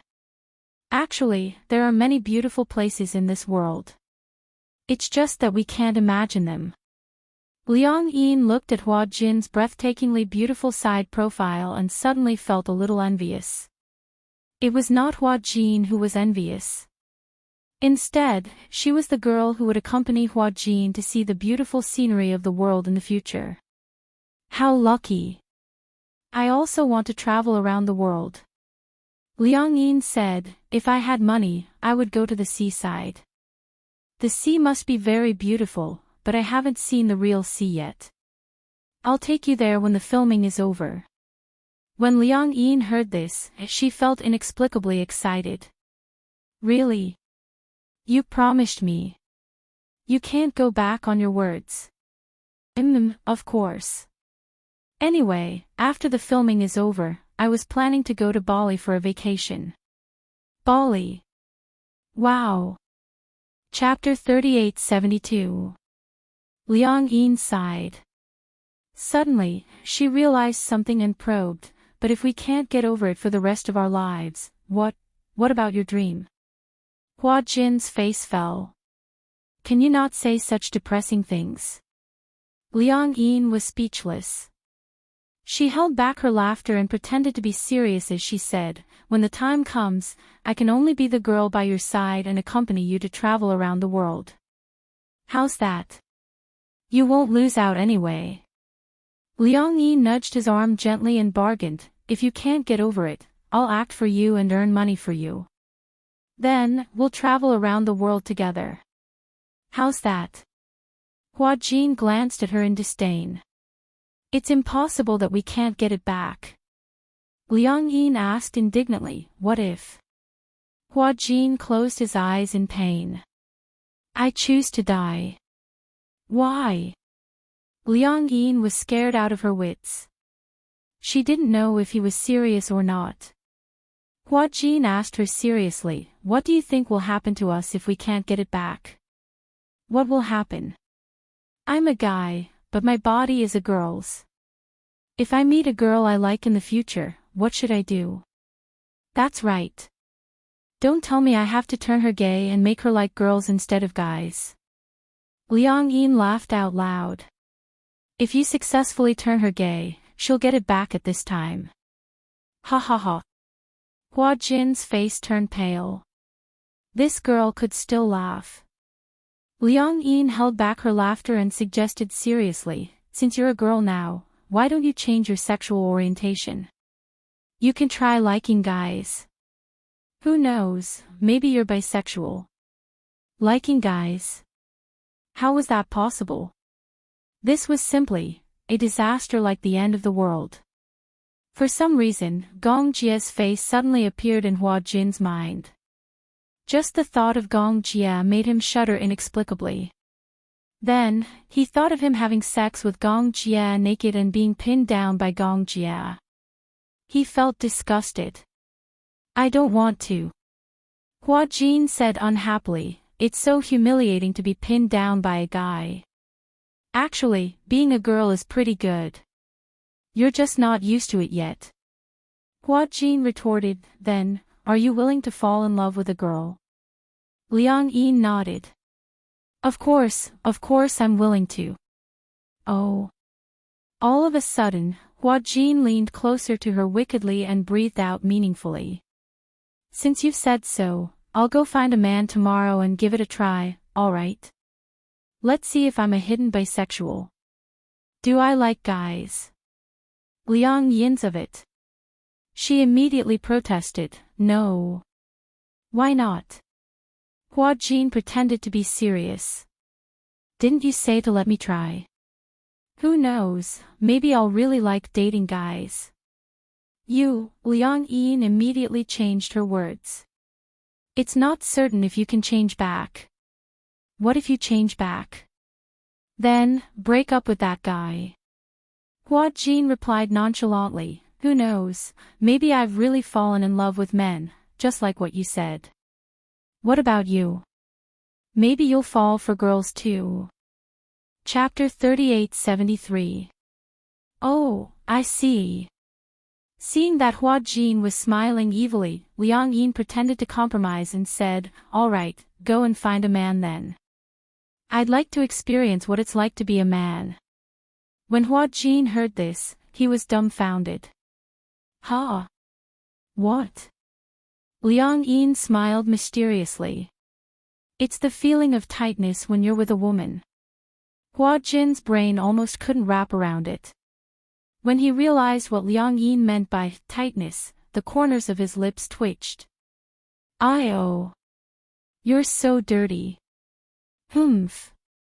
Anyway, if you dare to find a man, I'll sleep with your fans. Hua Jin said unhappily, do you know what it's like to sleep with a woman? Isn't it the same thing? Just follow your instincts. Hua Jin suddenly moved closer to her. His beautiful face was just inches away from hers. His gaze fell on her face. Between his red lips, his breath smelled like orchids. You look like you can't wait. Why don't we give it a try? His words were so flirtatious, and the breath from his red lips instantly burned her face red. She didn't know why, but even though Hua Jin was a woman, she still couldn't resist the pheromones from his body. Even though they were of different genders, Liang Yin's heart was beating like thunder. When Hua Jin saw that she was blushing, he was a little surprised. Why is your face so red? Liang Yin pushed him instinctively. Hua Jin immediately grabbed the railing tightly and said gloomily, hey, be careful. What if you accidentally push me down? Seeing that he was still sitting steadily, Liang Yin said unhappily, didn't you say that sitting here is no different from sitting on the sofa? What's important is the mentality. Have you ever seen someone being pushed from the sofa to the ground? Hua Jin was speechless. He had nothing to say. You've trained your mouth well. Hua Jin couldn't help but smile as he turned to look at the horizon. As the sun gradually rose, it drove away some of the cold. Liang Yin silently looked at the horizon and gently sucked in a cold breath. She suddenly asked, can we only stay in the hotel for the next few days? Just treat it as a holiday. What is Qin Zhou thinking? I think he must be trying to beat us at our own game. These days, he must be trying to dig out the mastermind behind those marketing accounts. When he has the evidence, he'll catch Tang Yu and the others in one fell swoop. It's so complicated. I thought being a celebrity was easy. Who would have thought there's so much scheming involved? Hua Jin disagreed. What do you think? No matter what profession it is, there's no lack of scheming. With that, he stood up and jumped off the rooftop. He turned around and extended his hand to Liang Yin. Come on. Let's go back to the room and rest. Liang Yin nodded. She put her hand in his palm and stood up carefully. Be careful. The wind was a little strong. Liang Yin held his hand and walked down from the rooftop. Just as she was about to step in, she accidentally twisted her heel. Hua Jin clearly felt that her body was slightly swaying and immediately pulled her towards him. Little did he know that Liang Yin, who was 1.8 meters tall, suddenly fell onto him due to the huge inertia. Chapter 3874. Ugh, both of them let out a muffled groan. Liang Yin propped herself up with her palms on the ground. However, she could clearly feel some inexplicable changes in her body. Of course, Hua Jin felt it too. It was as if something strange was pushing against him. He didn't realize it at first and muttered in a daze, "What's that? Do you have a key on you?" Liang Yin also found it strange. "What do you mean? You're pushing against me." Before he could finish his sentence, Hua Jin suddenly realized what was pushing against him. He immediately shut up and glanced awkwardly at Liang Yin's lower body. Liang Yin followed his gaze and glanced at it. The two of them immediately separated awkwardly. Hua Jin said in disdain, "Hey, what are you thinking about?" "What? How would I know what's going on? It's just sticking up for no reason. This means that you must be imagining things in your head for you to have such a reaction." "What imagining could I be imagining? I'm not going to take the blame for this." Hua Jin glanced at her and stood up. He straightened his messy clothes and said, "Let's go. Let's go back to our rooms." With that, he turned around and left. Liang Yin stood up and patted the dust off her body. She muttered unhappily, "How ungentlemanly, humph." The two of them went back to their rooms. In the afternoon, Hua Jin was woken up by a series of hurried knocks on the door. He walked to the door and opened it. Liang Yin was holding his cell phone. She said to him, "Someone called several times looking for you. My cell phone was on silent mode. I saw it when I woke up, but I didn't know how to reply." Hua Jin's cell phone was still with Liang Yin. Even though all his social media accounts were logged in and managed by him, his cell phone was still with Liang Yin. Hua Jin took the cell phone and looked at it. It was a call from Yun Shishir. Hua Jin had a headache and knocked on his head. "Help me reply. What's going on? What's the matter?" Hua Jin reminded her worriedly, "She's the most important person to me. You have to be gentle, do you hear me?" "I heard you." Liang Yin saw how nervous he was and asked in confusion, "Who is she to you? You seem to be very nervous." At the mention of Yun Shishir, Hua Jin's expression softened. "She's my sister." "Sister?" "Yes." Then, he added, "Ask her what's the matter." Liang Yin nodded and dialed the phone back. After a while, it was quickly connected. She said, "Hello." Yun Shishir's smiling voice came from the other end. "Jean, are you filming?" "No. I heard, something happened recently. You're in some trouble, aren't you?" "Yeah, I'm in some trouble. I heard from Qin Zhou that you've stopped all your work recently. Take it as a holiday. Since you're on holiday, let's go to the hot springs together." "Hot springs?" Liang Yin looked at Hua Jin in surprise. Hua Jin immediately put the call on speaker. "Yeah, I've already made a reservation. It's at the hot springs in the middle of the mountain. I've booked the entire hotel. Let's go together." When Liang Yin heard this, she winked at Hua Jin. "What should we do?" She mouthed to Hua Jin. "Are we going?" Hua Jin wanted to go, but... Chapter 3875. While Hua Jin was still hesitating, Yun Shishir said, "It's settled then. You're not allowed to stand me up. We haven't gotten together in a long time. You've been busy filming and haven't heard from us for a long time." Yun Shishir didn't allow any explanation and made her decision. Before Liang Yin could say anything, Yun Shishir had already made up her mind. Hua Jin quickly pointed at himself and mouthed, bring me along, Liang Yin looked at him for a long time and finally understood what he was trying to say.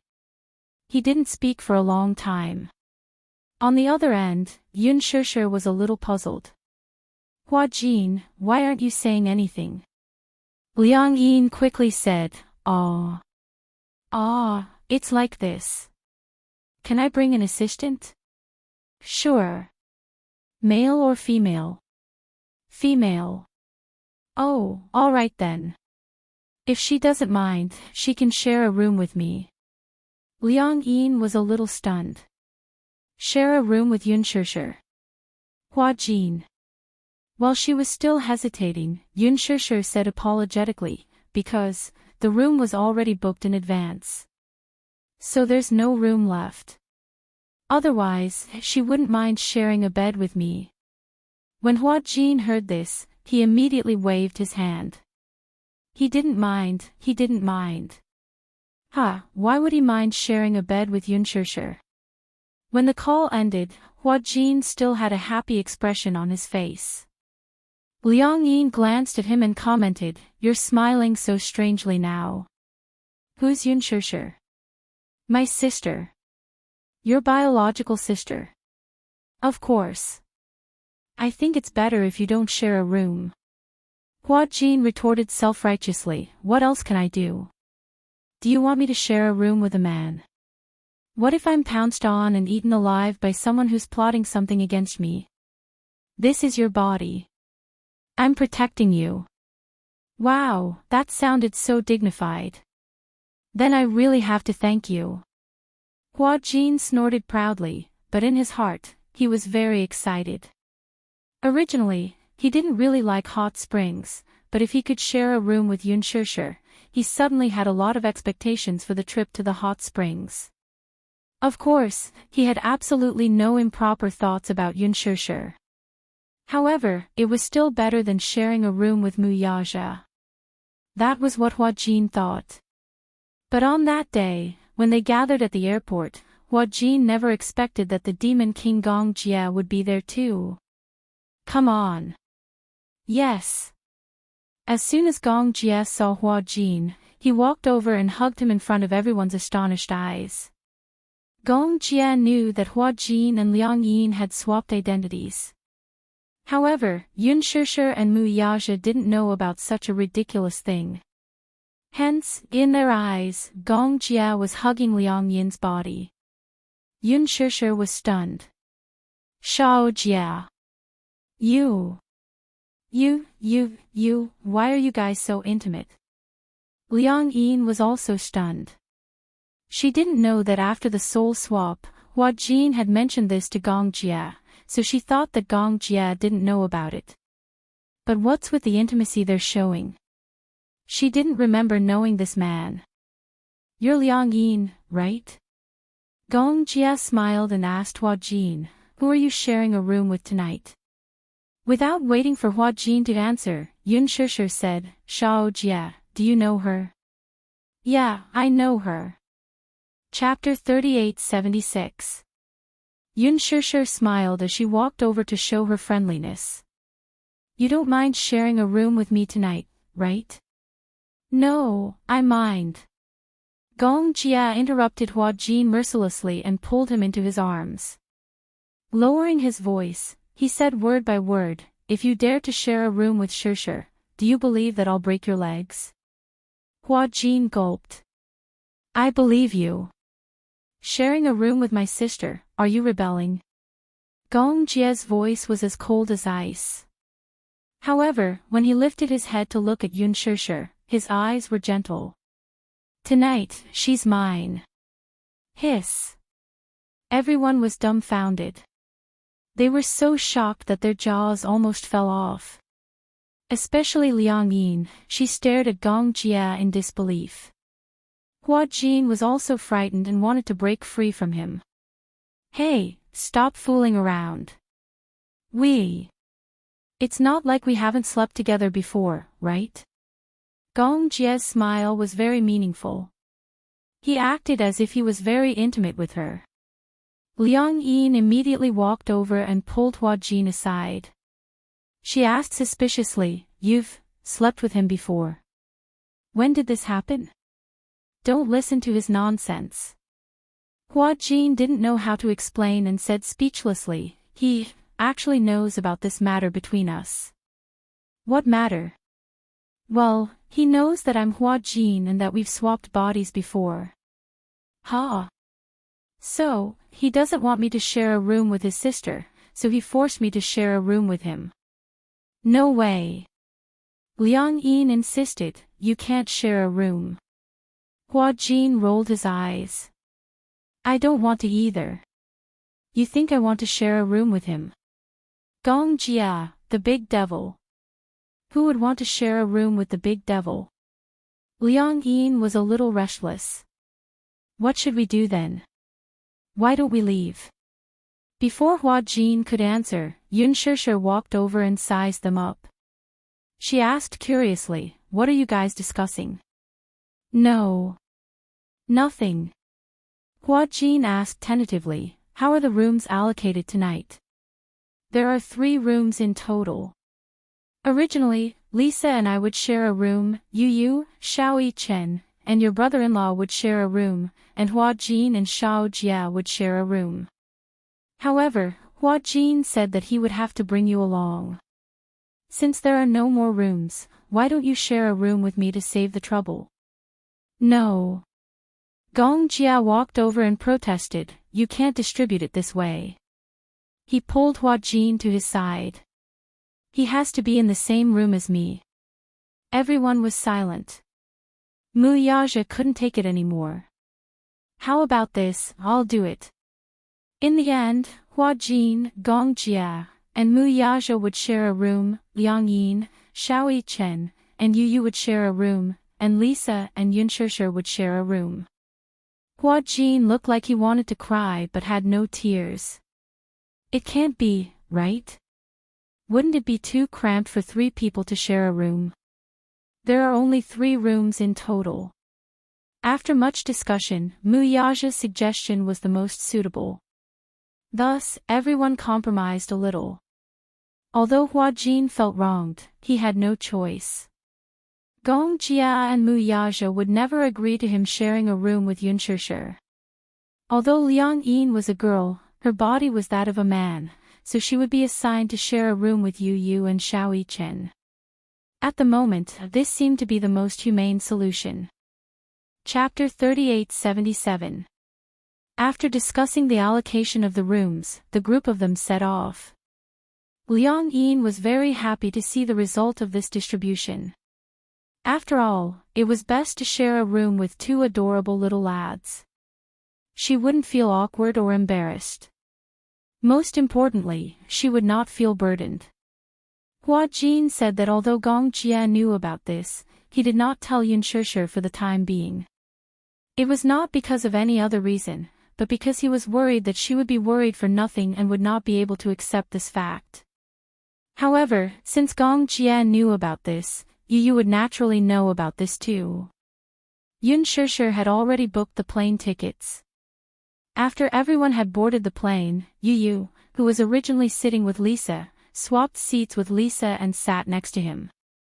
Yu looked at him with an unfathomable gaze. Hua Jin shuddered when he saw Yu staring at him. He glanced at him and raised his eyebrows. He did not know why Yu was looking at him with such a deep gaze. Why are you staring at me like that? I'm thinking. Yu looked at him from head to toe and smiled evilly. Do you feel uncomfortable when a man turns into a woman? Do you feel that your chest is heavy? No, then, do you feel like a girl now? If not. That's amazing. Yu blinked his beautiful eyes and suddenly smiled, as if he was hiding an unknown ambition. I really want to dissect you. After all, this was the first time he had heard of something as magical as soul exchange. Of course, Yu knew that Hua Jin would not joke or lie. Hua Jin trembled. He was frightened by black-bellied Yu. He had said that he would dissect Yu so casually. He was scared to death. Hua Jin gulped. You can't joke about this. Since you know that it's a joke, why are you so nervous? On the other hand, Liang Yin got along well with Mu Chen. She was a very distressed person, and the flight on the plane was rather boring. All electronic devices were banned, so Mu Chen was also bored. Liang Yin chatted with him on and off, which alleviated a lot of the boredom. When they arrived at the Mid-Mountain Hotel, it was already afternoon. The luggage was directly carried back to the room by the bellman. Half Mountain Hot Spring, the so-called Half Mountain, meant that the hotel was located in the middle of the mountain, and the hot spring pool was at the waist of the mountain. While soaking in the hot spring and lying on the side of the pool, one could overlook the entire mountain scenery. Especially at dusk, when the sun was setting, there was nothing more enjoyable than soaking in the hot spring while watching the sunset.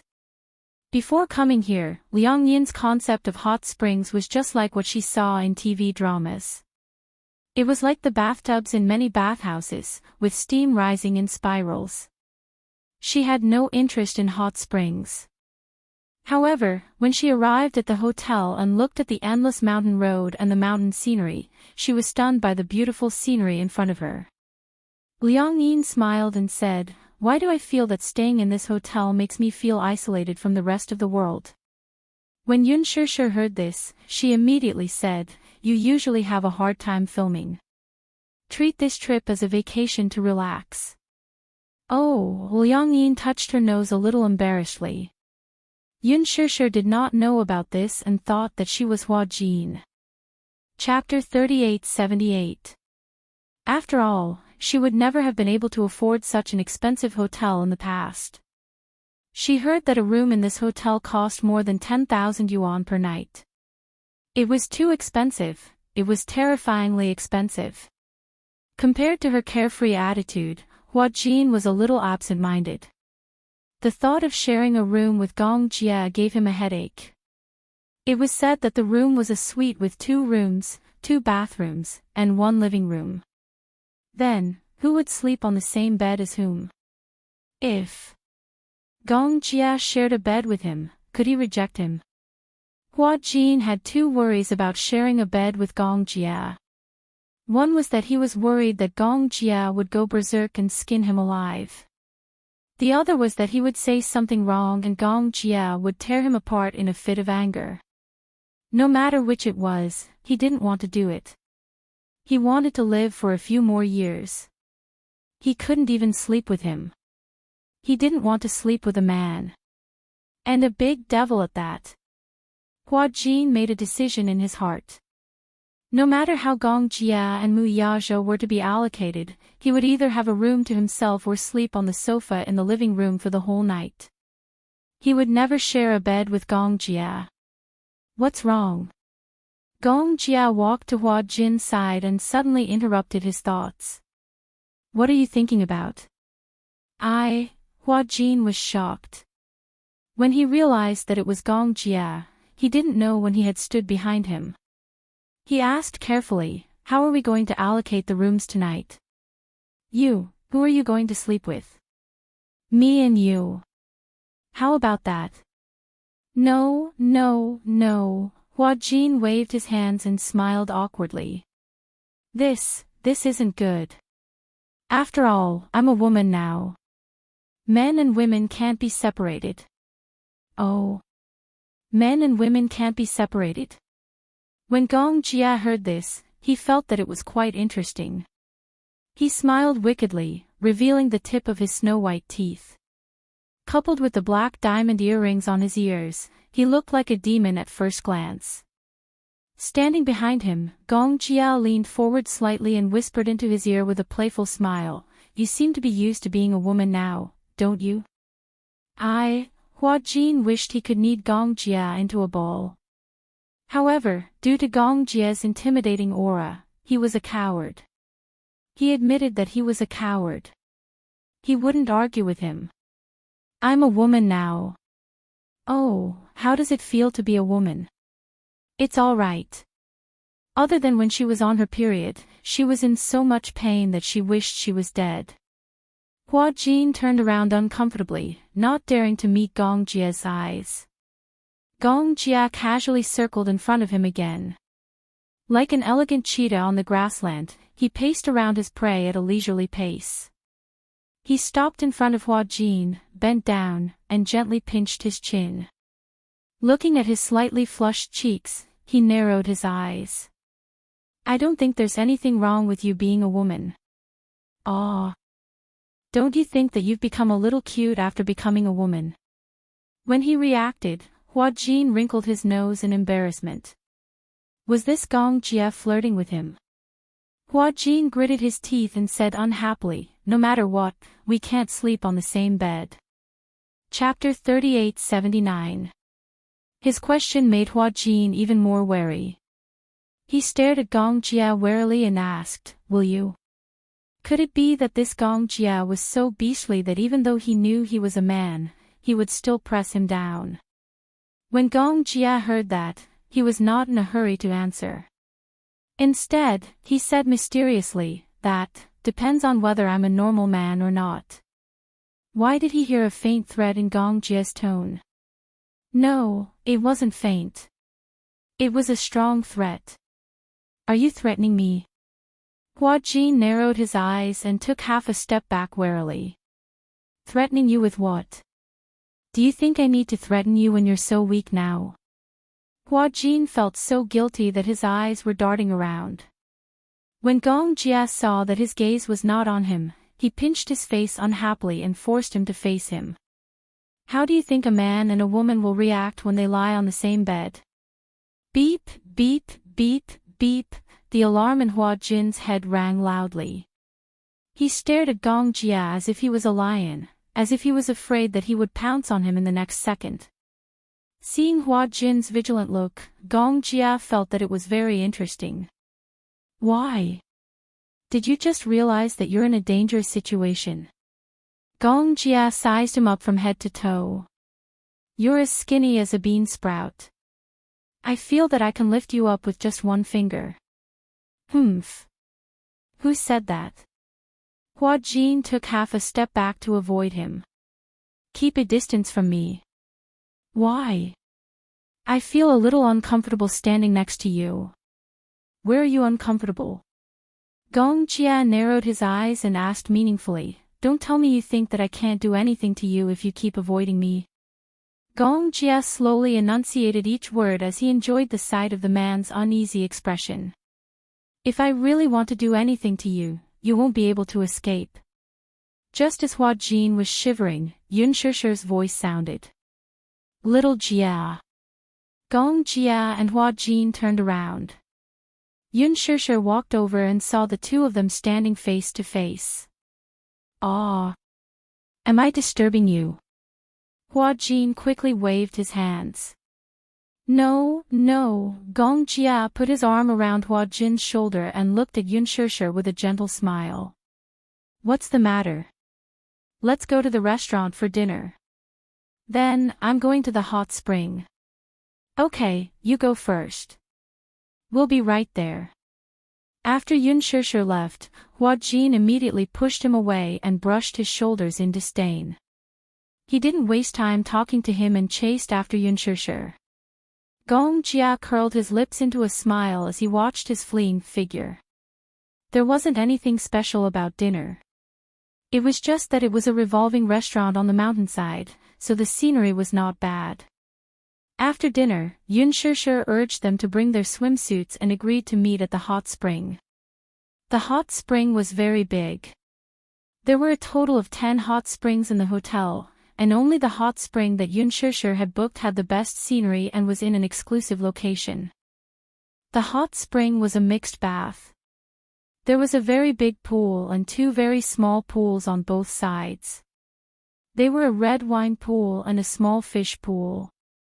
Gong Jia and Mu Yaja changed into their swimsuits and went to the hot spring first.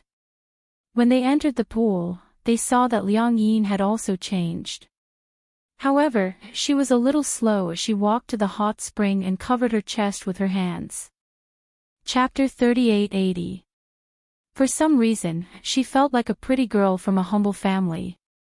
This was obviously a subconscious action of a woman when she saw the opposite sex. Although she knew that she was a man now, she was still not used to the fact that her upper body was bare. Hua Jin had so many swimming trunks, but Liang Yin bought a pair of boxer trunks that could cover more of her body. However, compared to Liang Yin, she was still considered lucky. The most awkward person was Hua Jin. His swimsuit was personally chosen by Liang Yin. He had never seen it before. What? Protect. Guard. Of. Swim. Clothes. Was this King swimsuit? If it wasn't a swimsuit, he would have thought it was a diving suit. Did it have to be so tightly wrapped? His figure wasn't that good, so there was no need to cover it so tightly. In Liang Yin's words, she was worried that he would accidentally expose himself. What the CK was she worried about? She didn't have to choose such a tight one, did she? This was practically a diving suit. When Hua Jin changed into his swimsuit and walked out, Yun Shishir was sitting by the hot spring and drinking water. When she saw him wrapped up so tightly, she swallowed a mouthful of water and almost choked. Oh my god, Yun Shishir widened her eyes in shock. Liang Yin, you're not wearing a swimsuit, are you? Ha!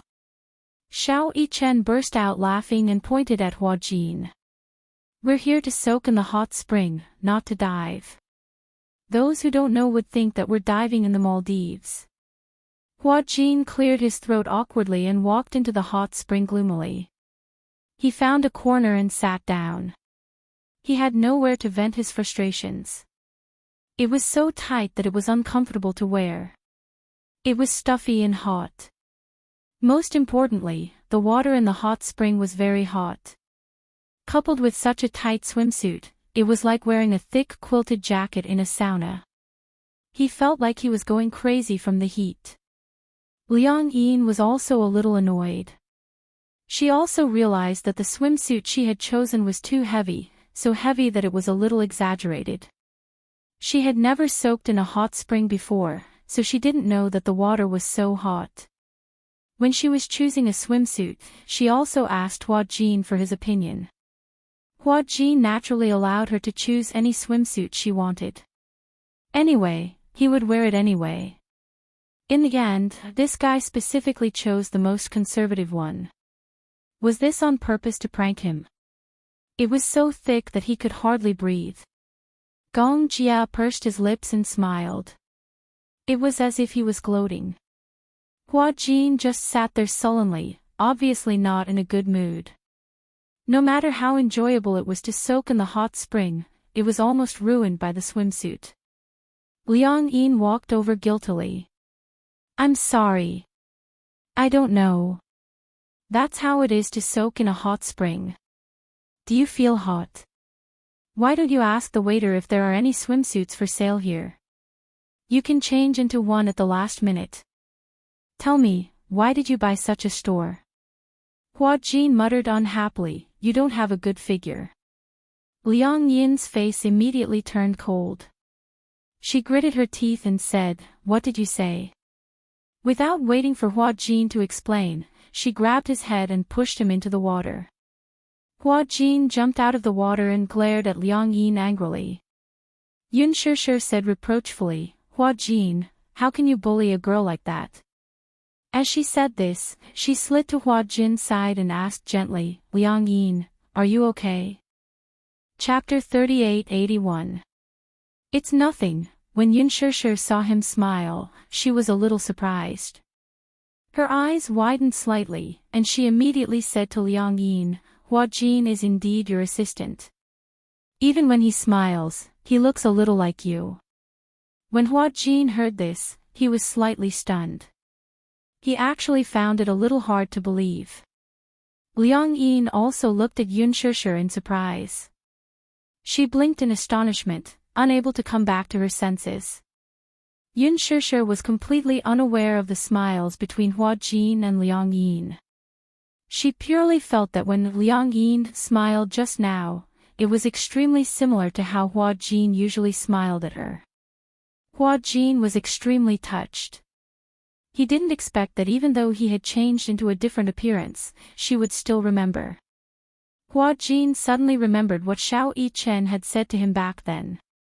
When I stand next to you, no matter who it is, even Daddy, if they don't look at our height, it'll be difficult to tell us apart at a glance. However, Mommy will be able to tell which one is you and which one is me. Isn't that a very magical thing? At that time, Hua Jin had been impressed by Yun Shishir's meticulous mind. However, he didn't expect that even if he wasn't Hua Jin, she would still be able to distinguish his shadow in another person. Hua Jin asked carefully, do I really look like Hua Jin when I smile? Yeah, very much. Yun Shishir glanced at Liang Yin and said with a chuckle, every time Hua Jin smiles at me, his eyes are squinted into slits, just like yours. As she said this, she swam back to the side of the pool. She rested her arms on the side of the pool and soaked in the bath comfortably. Hua Jin and Liang Yin looked at each other in bewilderment. Gong Jia glanced at Yun Shishir and then at Hua Jin. He felt a little depressed and jealous. Just now, Yun Shishir recognized Hua Jin at a glance. He didn't know if his own sister would be able to recognize his shadow from a smile if something like this happened to him. When Hua Jin was about to swim to Yun Shishir's side, Gong Jia immediately stretched out his arm and pulled him back to his side. Don't go. Hua Jin glared at Gong Jia angrily. Gong Jia, what do you want? Gong Jia lowered his voice and warned, you're not allowed to get within 1 meter of my sister. Why are you so overbearing? Hua Jin glanced at him and muttered angrily, you're just like a child. Gong Jia heard that and smiled devilishly.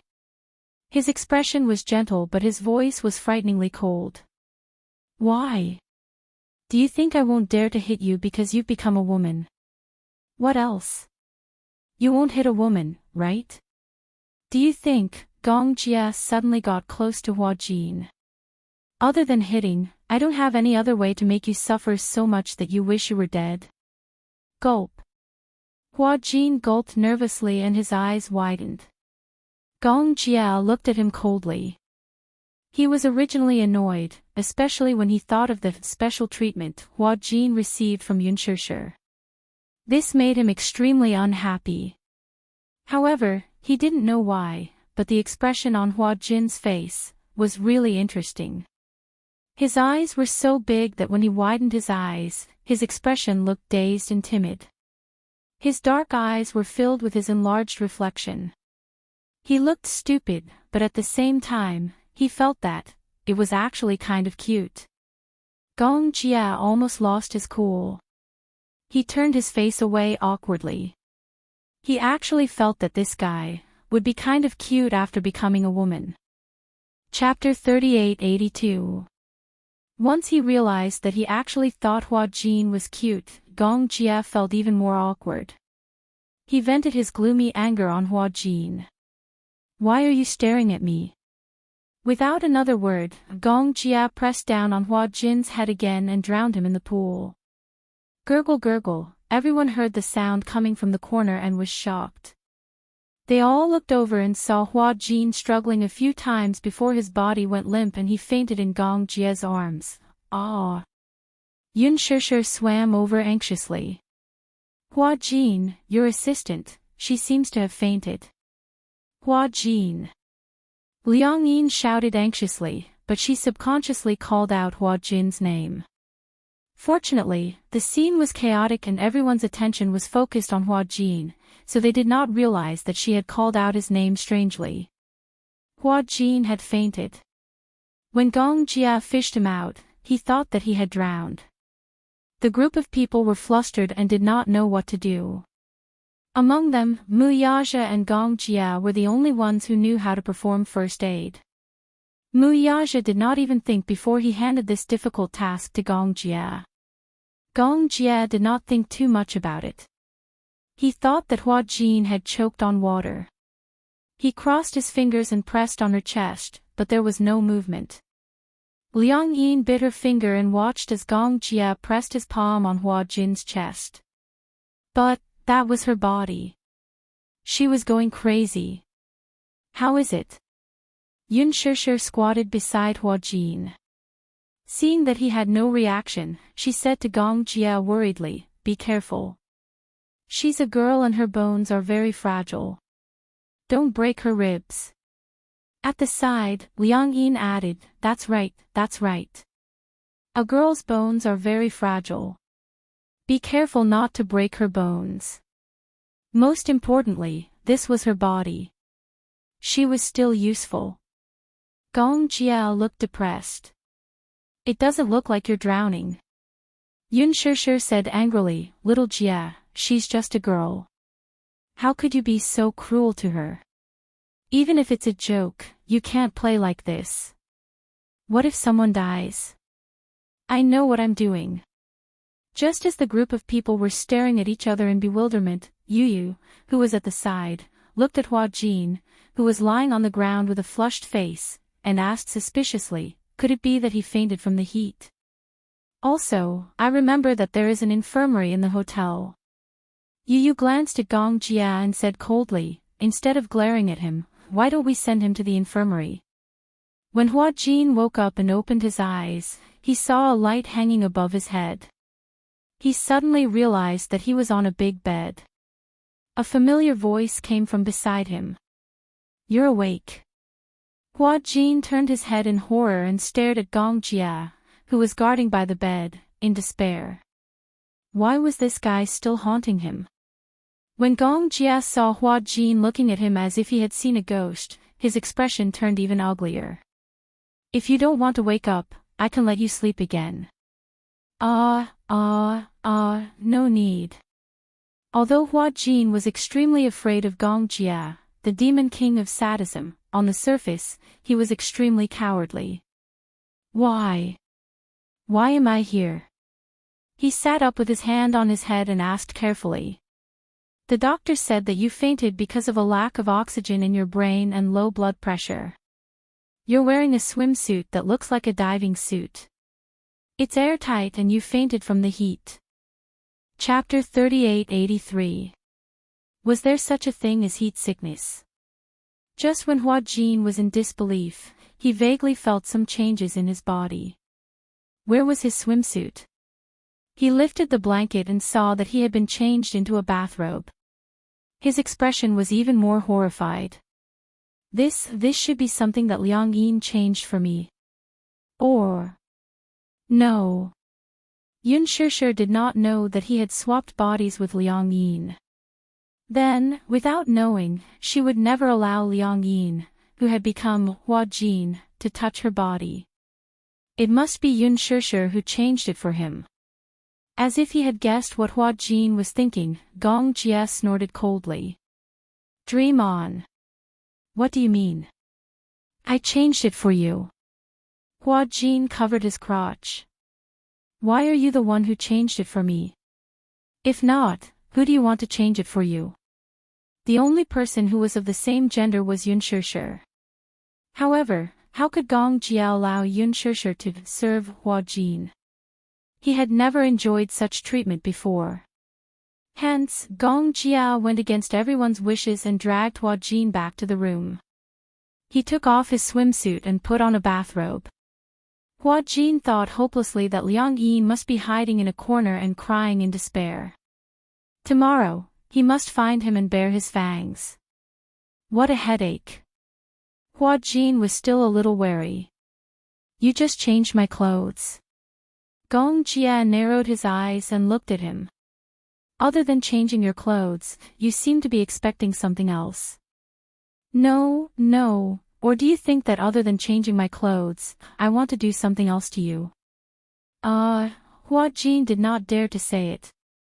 In reality, if a man and a woman were to be alone together, it would be hard for a hot-blooded man to not have any evil thoughts when he saw the naked young girl, right? Especially a man like Gong Jia. Speaking of which, he didn't know why, but the words Xiao Yichen had said to him before suddenly floated into his mind. My uncle doesn't like men, right? I don't think he likes women. He doesn't seem to be interested in women. Hua Jin had some doubts. Could it be that this Gong Jie really doesn't like women? With that thought in mind, Hua Jin suddenly asked tentatively, Gong Jie responded with a hostile look. Young Master Gong. Young Master Gong. Let me ask you something. Hua Jin didn't know how to ask. After weighing his options, he finally asked, do you like women? Do you have that kind of physical reaction to women? Gong Jie's gaze became even more dangerous. Are you questioning my sexual orientation? I am not questioning your sexual orientation. I'm just discussing with you about this. What I mean is, if you have a reaction to women, why don't I sleep on the floor while you sleep on the bed? We can't possibly sleep in the same bed as a single man and a single woman, can we? What if you pounced on me? However, Hua Jin didn't dare to ask the second half of his sentence. Gong Jie heard this and revealed an extremely evil smile. He suddenly approached him. Hua Jin leaned against the headboard and stared at him nervously. Gong Jie's arms were on both sides of him.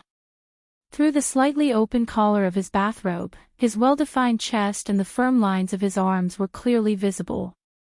His entire body was emitting sex-inducing hormones. Chapter 3884.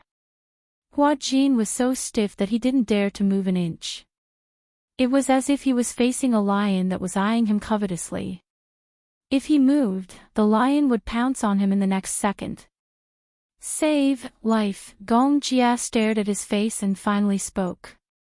You're afraid that I'll take advantage of you. You're so concerned about my sexual orientation. Gong Jie's thin lips curled up slightly, making him look devilishly charming. Why don't I give it a try? He moved closer to him. Hua Jin almost shrieked out loud. Try what? Try to see if I have any reaction to women. Is there a need to try? Do you like men or women? Don't you know what you're doing? No. His gaze fell on Hua Jin's tightly clenched lips. Gong Jie smiled, revealing his snow-white teeth like a devil. It's rare for you to become a woman. You should at least experience what it's like to be a woman. Otherwise, you'll be wasting such a rare opportunity, okay? No. I don't want to. I don't want to experience this. Other people might not even have the chance to experience this. No. Believe me, 99% of straight men would never want such an opportunity. Is that so? Gong Jie had just raised his hand when Hua Jin nervously covered his shoulders as if he was facing a formidable enemy. He glared at him coldly and suddenly curled his lips in disdain. The next second, his large palm held onto his head and pushed his body to one side. The next second, Hua Jin was kicked to the ground. He got up from the ground in a daze, looking as if he had been frightened. He lifted his head to look at Gong Jie on the bed, only to see that he had already lifted the blanket and covered himself with it. Before he laid down, Gong Jie glanced at him casually and sneered. Nothing happened. You seem very disappointed. Hua Jin stared at Gong Jie in a daze as he lay down. He didn't dare to make a sound. Was the devil going to sleep? That's great. He was finally liberated. Hua Jin tiptoed to the door. When he turned around, he saw that Gong Jie's back was still as usual, as if he had really fallen asleep. Only then did he let his guard down. He opened the door, walked into the living room, and sat down on the sofa. Hua Jin finally felt a little more relaxed after being in a room away from the great demon king. Perhaps it was the relaxation after being overly nervous, all the muscles in his body suddenly relaxed. He slumped onto the sofa like water, but he still had lingering fears. This vacation was like a tribulation. When he thought about how he still had 3 days of vacation before he could return to the set, and how he would have to live under the same roof as Gong Jie for the next 3 days, he felt hopeless. God bless him. I hope that in the next 3 days, he will get along with Gong Jie peacefully. Amen. Forget it, let's sleep. After a day's journey, coupled with the incident at night, and being hit by Gong Jia, he was exhausted. The heater was on in the room, so he didn't feel cold. Hua Jin casually pulled a blanket and carefully covered his stomach before he fell asleep on the sofa. Chapter 3885. The next day, Yun Shishir and Mu Yaja brought the two little munchkins to the mountain early to pick tea leaves. The Mid-Mountain Hotel was located on Yuhuan Mountain, and on Yuhuan Mountain, there was a type of tea that grew on volcanic rocks called immortal tea. Legend had it that a long time ago, Lu Dongbin, immortal lady he and the other 8 immortals, after attending the Queen Mother's immortality peach banquet, toured the 4 seas to understand the mortal world. The immortals passed by Yuhuan Mountain and saw soldiers digging stones to build a city, so they said to the immortals, "It's very hard for them to dig stones to build a city, I'll go to the South Sea to borrow some stones to help them." Thus, they ignored the objections of the immortals and went directly to the South Sea to borrow stones. The next day, Dongfang Harbor was white, and a large group of geese left the beach and headed towards Immortal Mountain. Lu Dongbin waved the group of geese away, but found that these geese were all made by Immortal Lady He with stones to tease him, so he was so angry that he left on a cloud. Immortal Lady He looked at the stones and felt bad, so she sprinkled Guanyin Bodhisattva's tea seeds on the stone peak and the mountain. The tea leaves grew with the wind, and not long after, there was volcanic tea on the stone peak. There was a filial son on the mountain. His mother was sick for a long time and couldn't recover, so he looked everywhere for medicine. One day, he saw a piece of tea on the mountain, so he picked the tea leaves for his mother to drink, and unexpectedly, she was much better the next day. After that, everyone regarded the tea leaves as immortal tea and drank it regardless of whether they were sick or not. Gradually, the villagers on the mountain developed the habit of drinking tea and became the famous village of longevity. Of course, this story could be fabricated, but the reputation of immortal tea was definitely not undeserved. The environment of the stone peak was unique, and the soil was rich in organic trace elements, among which, the content of sulfur and potassium was relatively high. The unique geographical and geological conditions, the superior ecological environment, and the excellent processing technology gave the volcano tea an outstanding quality. Actually, Yun Shishir didn't come this time out of sudden interest, but because Mu Yaja took a fancy to the hot spring resources and a large area of tea trees on the stone peak, so he wanted to invest and develop it into a tourist attraction, focusing on building a resort. This time, they came with the main purpose of inspection. Therefore, early in the morning, a group of people went to pick tea leaves. Liang Yin was especially interested. Although she didn't like drinking tea, she was interested in picking tea leaves. Mu Yaja also asked Gong Jia, but Gong Jia was wrapped in the quilt and did not say a word. Mu Yaja was too lazy to call him. When Hua Jin woke up, he found that he didn't know what had happened. He had actually rolled on the ground, and under his body was a furry carpet. He had fallen asleep and didn't even know that he had fallen off the sofa. Feeling that the room was empty, he carefully crept to the door of Mu Yaja's room, mistaking it for Gong Jia's room. When he opened the door, he saw that the bed was empty. Thinking that Gong Jia was gone, he jumped up in excitement. The great demon king has left. Just as he was cheering, a cold voice came from behind him. Who is the great demon king? Hua Jin froze for a moment and turned around in a daze, only to see Gong Jia with slightly messy hair and a gloomy face. Gong Jia glared at him with an unfriendly face. Hua Jin took half a step back and immediately adapted to the situation, revealing a standard peasant smile. Young master, you're awake. Get lost. Oh. Chapter 3886. He could tell that Gong Jia's temper when he woke up was quite scary.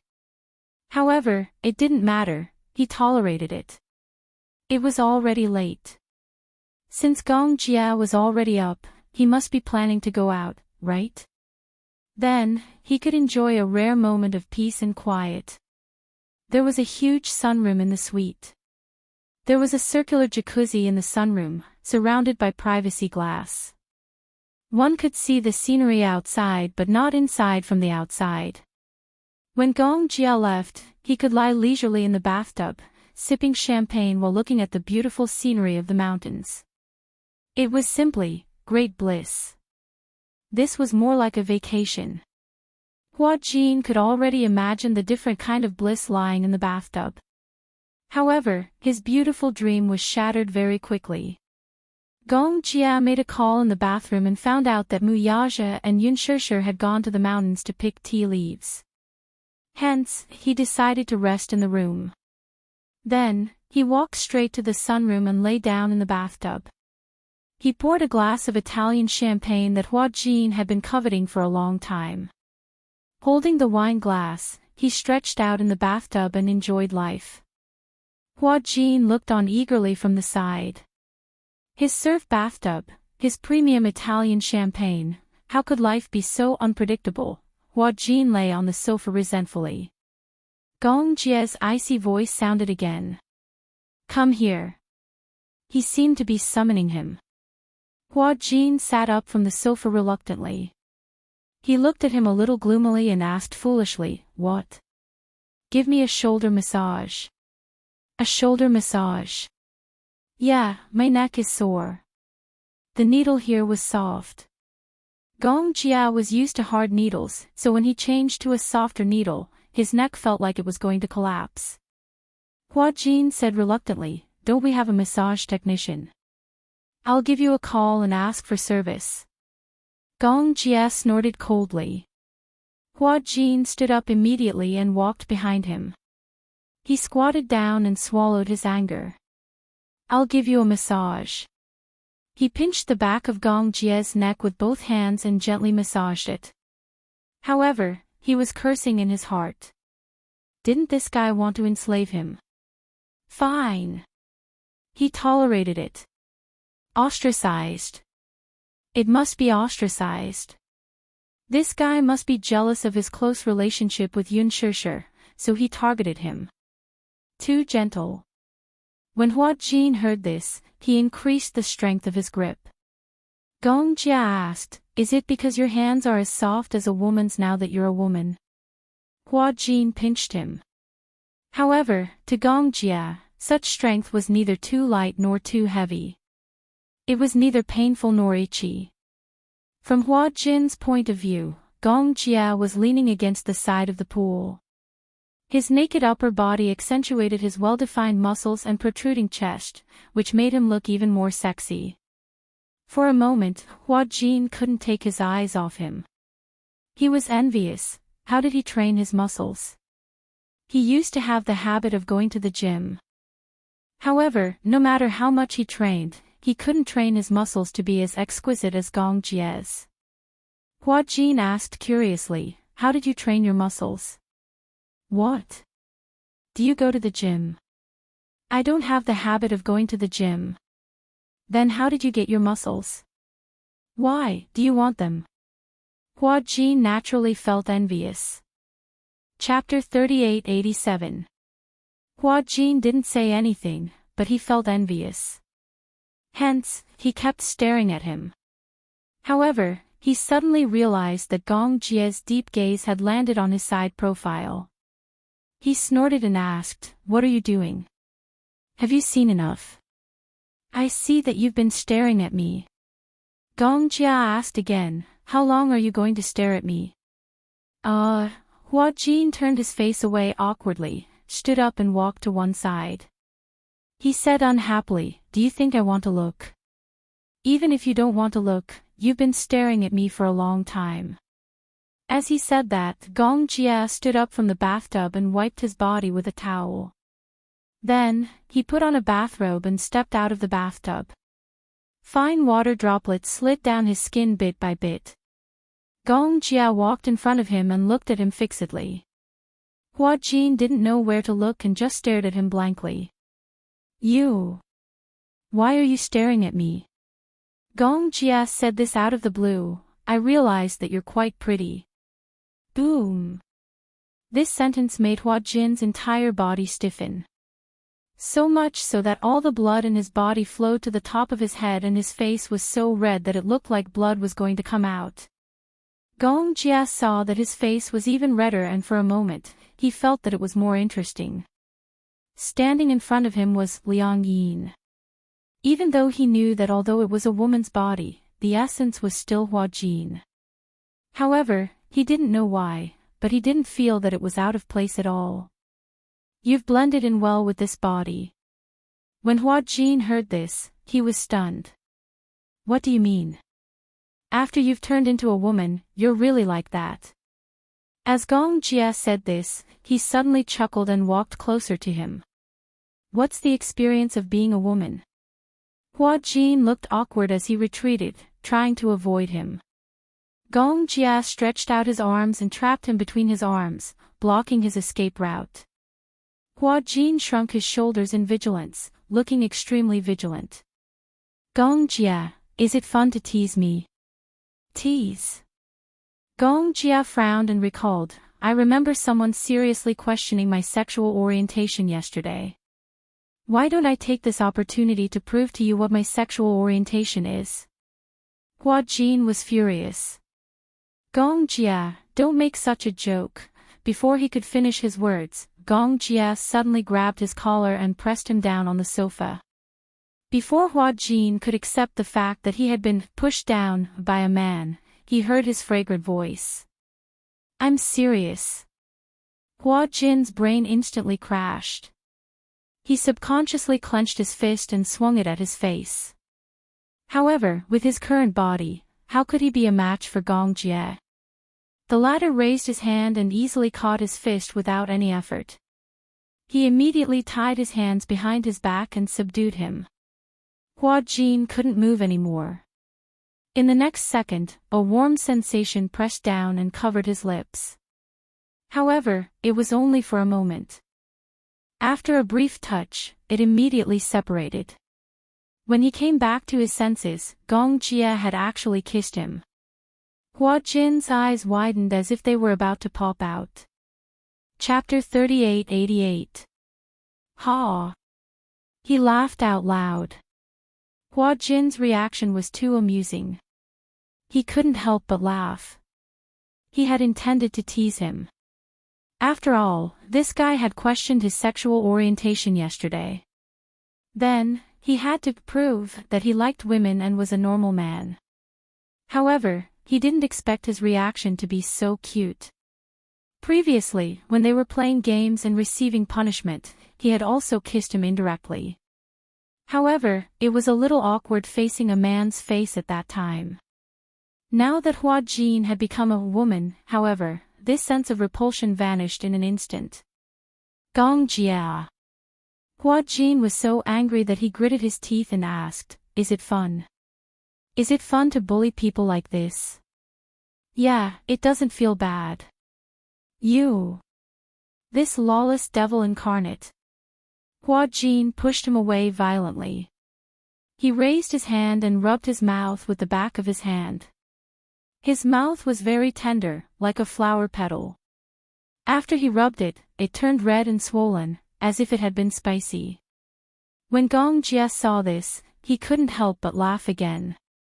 However, because of this laugh, Hua Jin couldn't help but be stunned. It was rare for him to see Gong Jia laugh like this. He had to admit that when he laughed, he looked very good. He had a heroic spirit. Although he and Yun Shishir were twins, their facial features were very similar. However, his features were more heroic and devilish. It was a beauty that was between the sexes. He was very beautiful.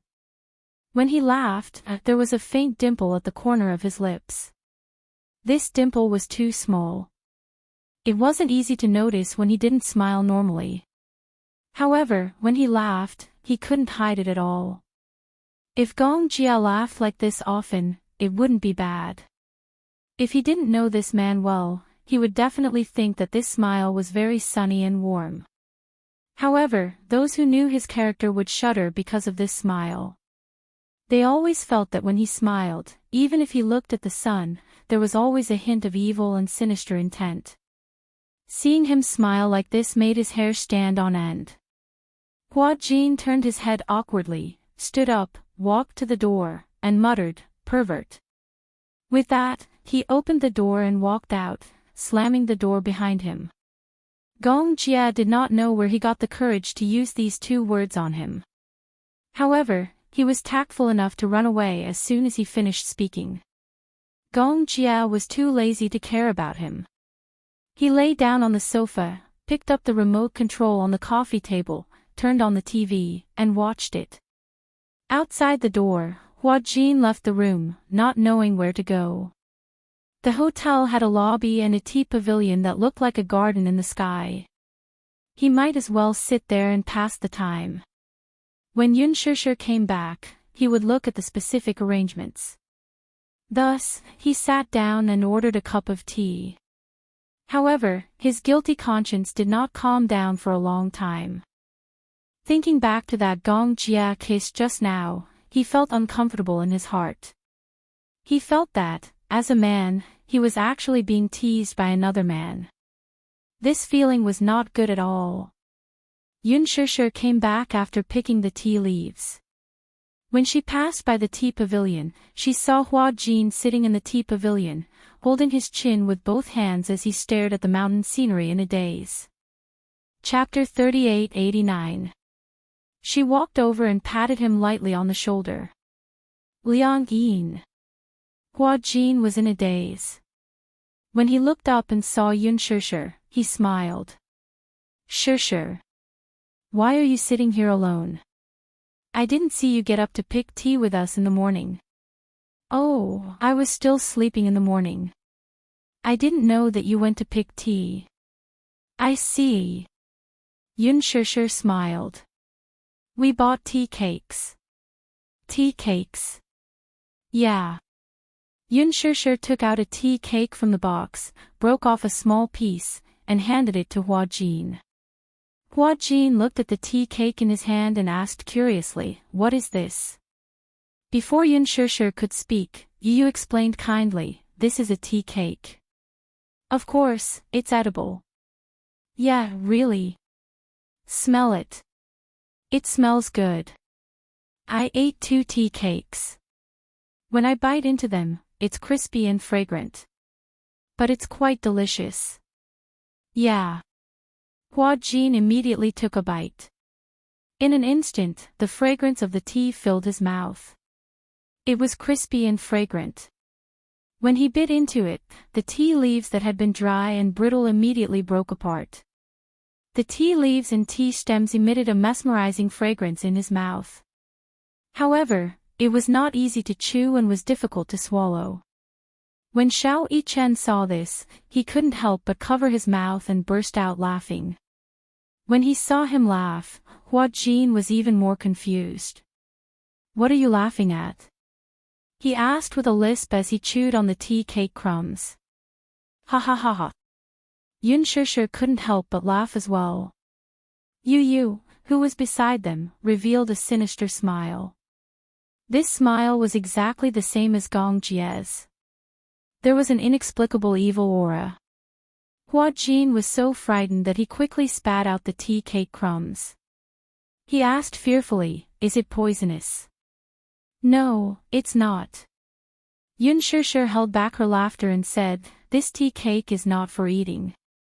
Yu is lying to you." Xiao Yichen held back his laughter until he was about to cry. He didn't know whether to laugh or cry. This tea cake is actually for making tea." Liang Yin stood at the side and asked quietly, "Don't you know that tea cakes are meant to be eaten? They're used to make tea." The corner of Hua Jin's lips twitched. He casually picked up the glass of water beside him and took a big gulp before spitting out the remaining dregs. A bitter taste instantly filled his mouth. He chewed the tea leaves were not only fragrant, but there was also an inexplicable bitterness. Fortunately, although the tea leaves and stems had been crushed into pancakes, they were still difficult to swallow, so he didn't swallow much. Why was this family so black-bellied? Whether it was Gong Jia, Mu Yaja, or Yu Yu, other than Yun Shishir and Xiao Yichen, the other three were the epitome of being two-faced. Even though Xiao Yichen was sometimes naughty, compared to Yu Yu, he was a little angel who was kind, and beautiful. Liang Yin took out something wrapped in paper from her bag. Hua Jin didn't know what it was, but he took it from her and opened it. It was persimmon. This is persimmon. It's definitely edible. Hua Jin took it skeptically. He didn't know why, but even though he knew that it was persimmon, he still felt skeptical. He took a bite and only swallowed it when he was sure that it was a persimmon. He hadn't eaten much since he woke up, so Hua Jin ate a few pieces of persimmon in one go. Liang Yin couldn't help but whisper, "Can't you eat less? What if you gain weight?" Chapter 3890. I don't know. I didn't have a big appetite in the past, so I didn't eat much. Hua Jin chuckled and replied in a low voice, "You'll gain 3 pounds with every bite. You'll become a big fat boy by then." Yun Shishir said to Mu Yaja, "I'm a little tired. I want to go back to my room first. Lisa is still waiting for me there." "Oh, right. Why don't we?" Hua Jin suddenly raised his hand and suggested, "Why don't I sleep in the same room as Lisa tonight?" Liang Yin asked curiously, "You want to change rooms?" "Yes." Hua Jin continued, "If it doesn't work out, Lisa and Liang. Hua Jin and I will share a room. Sure, you and Chairman Mu will share a room. Yu Yu, Xiao Yichen and Gong Jia will share a room. Isn't this a reasonable arrangement?" Yun Shishir furrowed her brows and was a little conflicted. "Lisa only wants to share a room with me."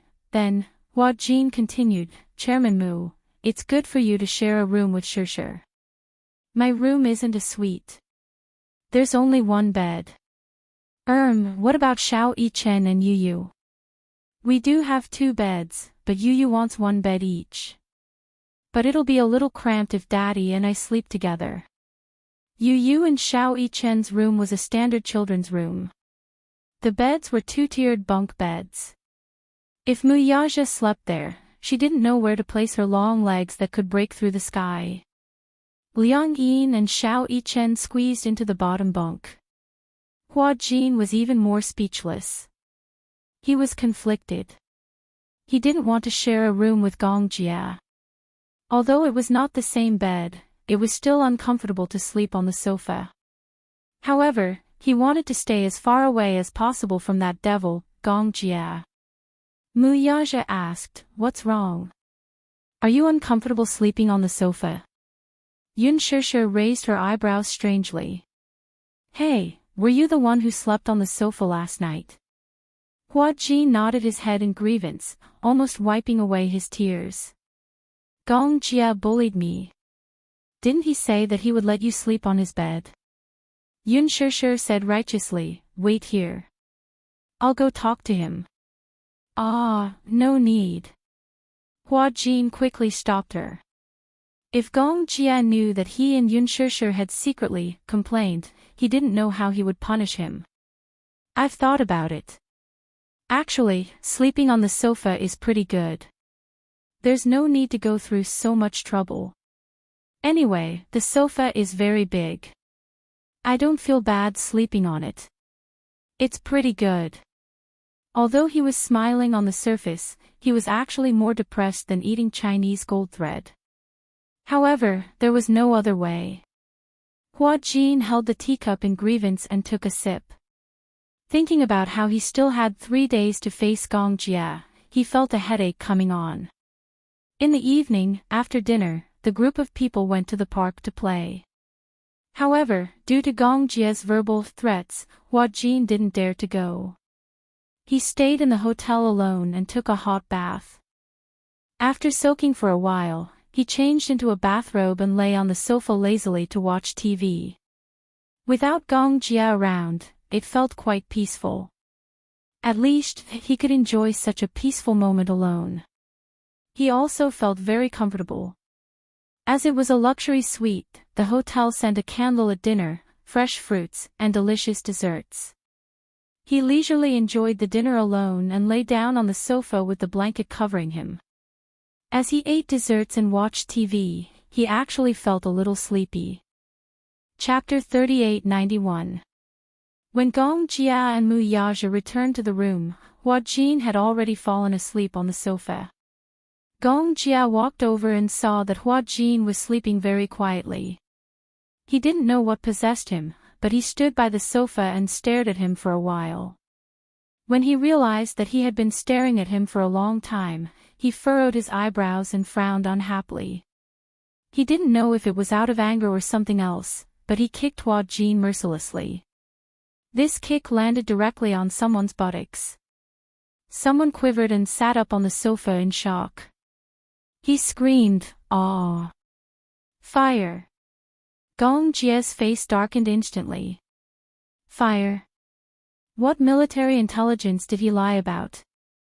When Hua Jin finally snapped out of his trance and realized that he was dreaming, he raised his head and saw Gong Jia's impatient expression. He did not know how he woke up, but he vaguely felt a pain in his buttocks, as if they were cramping. What happened? He mumbled and rubbed his buttocks gently. When he looked at Gong Jia, he immediately sat up straight. "You are back." He didn't know why, but at first glance, he actually looked like a wife who was waiting for her husband to return. This knowledge made him even more displeased. Gong Jia snorted coldly. "Fire? Where's the fire?" Hua Jin licked his lips and laughed. "You must be dreaming. It should be sleep talking." In fact, when he woke up, he couldn't remember what he was dreaming about. He only felt that he seemed to have jumped down from a very high rooftop and was kicked down by someone. The building behind him was on fire. He was so frightened that he woke up screaming. In the end, he realized that it was a dream. Hua Jin didn't know that he was kicked awake by Gong Jia. Gong Jia glanced at him and his tone was very dangerous. "Did you complain to my sister?" "Ah." Hua Jin felt guilty for a moment and immediately said, "No, no." Gong Jia expressed his doubts. "Then why else would she lecture me today, telling you to sleep on the sofa?" Yun Shishir accused him of not being a gentleman. He actually let a girl lie on the sofa. It was too much. I didn't say anything." The more Hua Jin spoke, the softer his voice became. It was obvious that he was feeling guilty. Gong Jia asked coldly, "If you didn't say it, then who did?" The two of them looked back at Mu Yaja tacitly. Mu Yaja casually poured himself a glass of milk. He noticed the two pairs of strange gazes behind him, but he could not be bothered with them. Like an old cadre, he shuffled back to his room in his slippers. Hua Jin shrank back a little. It's okay. I don't think you're ungentlemanly. When people feel guilty, they act like you." Gong Jia said with a deep smile, "It's okay, you can sleep on the bed today." Hua Jin was puzzled. Since when did Gong Jia become so reasonable? He felt that it was not normal for him to be so kind. He didn't seem to be so considerate. Hua Jin asked, "If I'm sleeping on the bed, where are you sleeping?" "I'll sleep beside you." Hua Jin was glad that he didn't drink any water. Otherwise, he would have spat it out or choked on it. No need. Chapter 3892. You like to sleep on the sofa so much. Yeah. Hua Jin nodded vigorously. I love the sofa. Gong Jia was speechless. He looked at him carefully and suddenly asked, Why? Why are you so afraid? Gong Jia snorted coldly. Don't worry, I'm not interested in you. Just don't sneak up on me. Who would sneak up on you? Hua Jin said again, I don't like to sleep with men. Oh.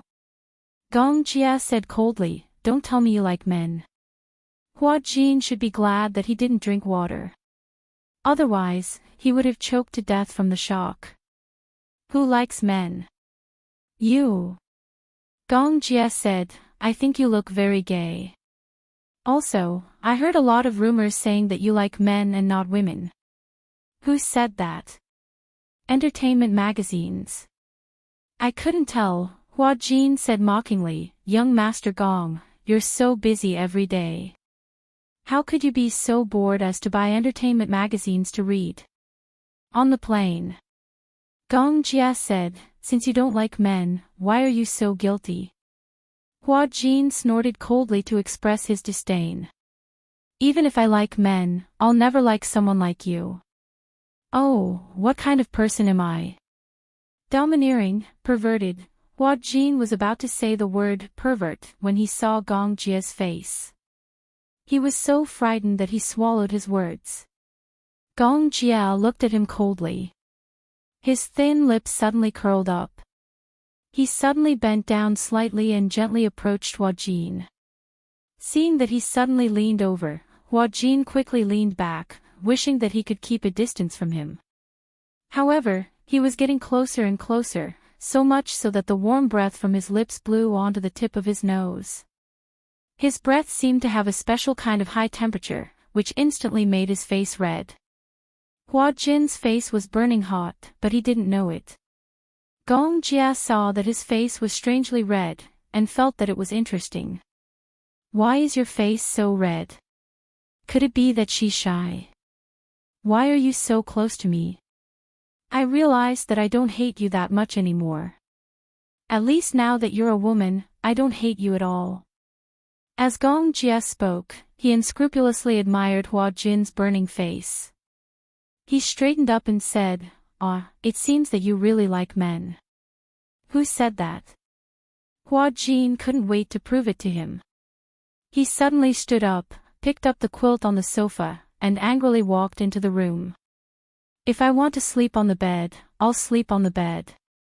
Since someone is inviting me to sleep on the bed, is there a reason for me not to sleep? Gong Jie calmly turned around and watched him enter the room. He raised his eyebrows slightly but didn't say anything. Instead, he walked directly into the bathroom. Hua Jin carried the quilt into the room and lay on the bed. He wrapped his body tightly with the quilt. After a while, he heard the sound of water splashing from the bathroom. It was obvious that Gong Jie was taking a shower. He felt that something was wrong with this situation. It was just like when a couple was in a hotel. Damn it, why did he think in this direction? Moreover, why was he wrapped so tightly? It was as if he was guarding against something. Wasn't it normal for two men to sleep on the same bed? Chapter 38-93. He looked like a shy little wife who was waiting for her new husband. How could one not misunderstand? He was obviously a man. Although his body was that of a woman, Gong Jie was a straight man who was as straight as steel. He would not do anything to him, right? Of course, he had the body of a devil, but he felt that he was a very principled guy. He would not do such a thing. Hua Jin comforted himself as he carefully lifted the blanket. But, he really wanted to take off his bra and sleep. It would be quite uncomfortable to sleep wearing this thing. But if he did not wear it, it would inevitably be a little exposed, right? But if he wore it, it would be very uncomfortable. One night, when he did not take it off to sleep, he dreamed that he was kidnapped. He was tied to a chair and could not move. He felt like he was suffocating. Forget it. He did not believe that Gong Jie would do anything to him. Hua Jin comforted himself as he stood up and got out of bed. He casually lifted half of the bathrobe and reached in with one hand to take off the bra. The bra was taken off from the side, so it was more convenient. However, while he was still struggling with the buttons, the bathroom door opened. Hua Jin was shocked and turned around immediately. He saw Gong Jie standing at the door, wiping his wet hair. However, when his gaze fell on the person who was taking off the bra, his gaze froze. Gong Jie was also stunned. He originally thought that Hua Jin was lying on the bed, probably covering himself tightly as if he was guarding against a thief. He did not expect that he was actually taking off. Gong Jie raised his eyebrows. He, on the other hand, was a little wary. Could it be that this guy really liked men? So, from the beginning to the end, he was playing hard to get. With this thought, Gong Jia could not help but reevaluate a certain someone. She recalled the time when they used to play punishment games. Whenever they were separated by a piece of tissue, Hua Jin's face would turn red as if he was shy. A normal man would be annoyed by that. Why would he show such a shy expression? Could it be? Gong Jia narrowed his eyes in horror at the thought. Are you that impatient? When Hua Jin heard this, he immediately pulled his clothes together and looked at him warily. Why didn't you say anything when you came out? Also, what do you mean by I can't wait? Since you're not impatient, why are you taking off your clothes? Hua Jin felt that he was at a loss for words. What? Did I see through you? Gong Jia snorted, disgusting. You're the disgusting one. Hua Jin was completely enraged. I like women. Do you think I'm like you, someone who doesn't like men or women? Gong Jia gracefully sat down on the bed, tilted his head and looked at him, but let out a disdainful sneer. Not just any woman can catch my eye. If being picky was a sin, then he would rather commit an unforgivable sin than find a woman casually. Hearing his disdainful tone, Hua Jin suddenly laughed mischievously. Don't tell me that young Master Gong is still a little chunky. You seem to care a lot about whether I'm a chunky or not. Gong Jia's words were always able to force Hua Jin into a dead end. Hua Jin did not want to bother with him anymore. He walked to the bed and made a dividing line in the middle with a blanket, dividing the bed into two. Chapter 3894. What's this? Demarcation line. Hua Jin said confidently. We'll sleep on opposite sides. No one can cross the line. It was like a primary school student drawing a line to demarcate their territory. After Hua Jin finished speaking, he did not look at Gong Jia. He wrapped himself in the quilt like a dumpling and lay down. Gong Jia looked at him silently and lay down as well. He looked at his phone for a while. During the vacation, he had been receiving emails through his phone. For a long time, he had been in charge of the Hurricane Group's affairs. Ever since Yu returned to the Mu family, Gong Xiaoying was nowhere to be found. He was not at the headquarters, nor was he at the Gong family. He did not mention to anyone where he went. He only sent him occasional emails to remind him of some things. Regarding Yun Shishir and Yu, neither father nor son broke the silence first. Gong Jia did not know how to bring it up.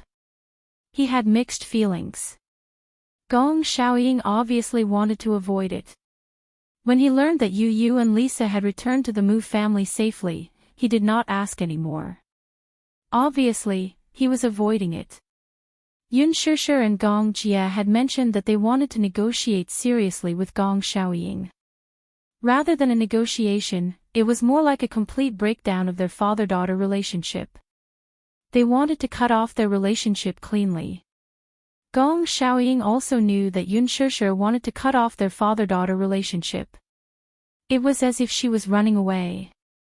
After that, she disappeared without a trace.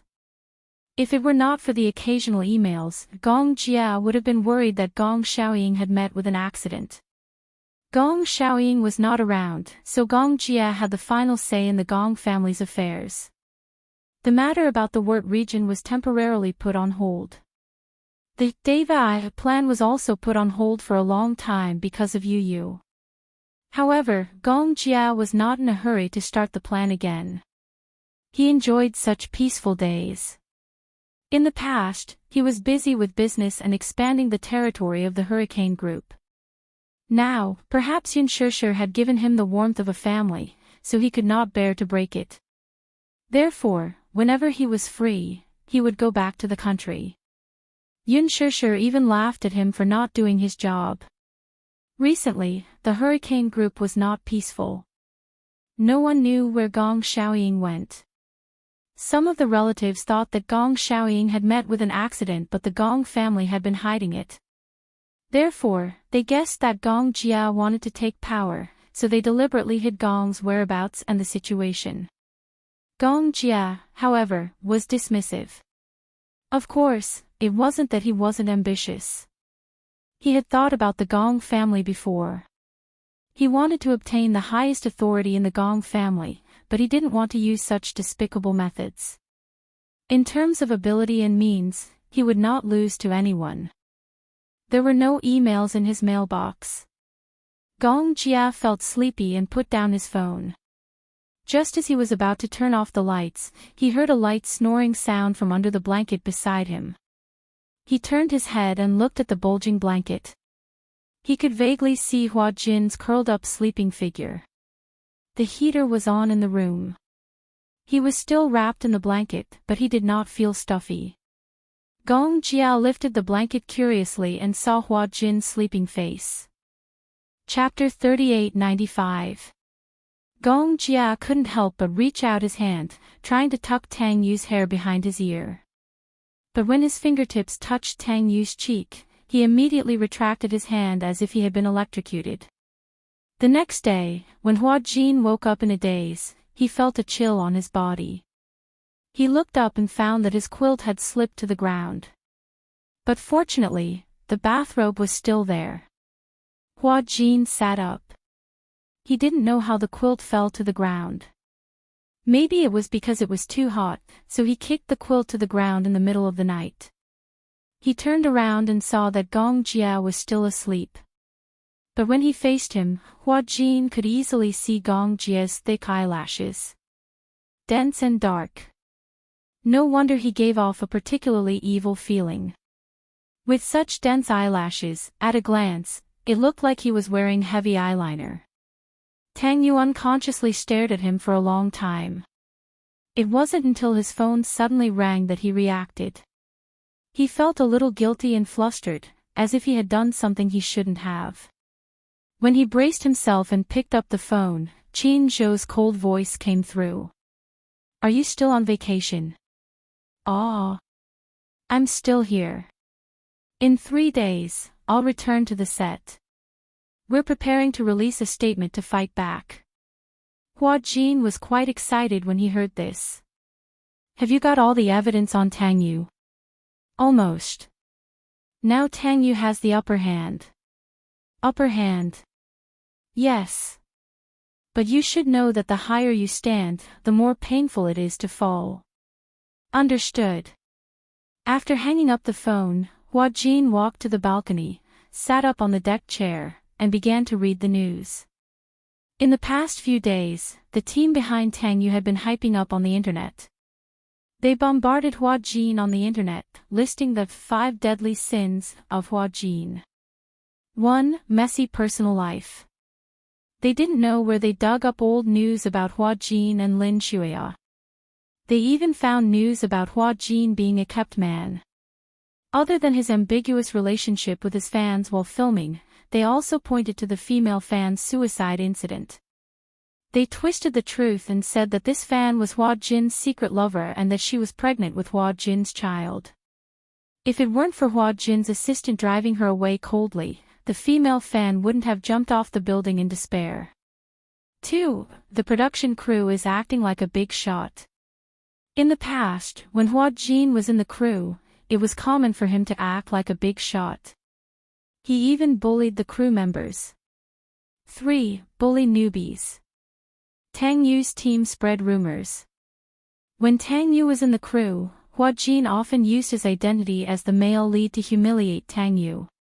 He didn't put Tang Yu, his agent, and his assistant in his eyes. He even slapped Tang Yu in front of his assistant. Tang Yu's assistant even complained on Weibo that Hua Jin was too much and slapped Tang Yu 3 times in front of his assistant. 4. Hua Jin's acting skills are bad. Tang Yu's team touted Tang Yu's acting skills while criticizing Hua Jin's. They even accused him of being the most popular costume actor in the entertainment industry for not honing his acting skills by relying on his delicate and pretty face to earn the highest salary in the production team despite his lousy acting skills.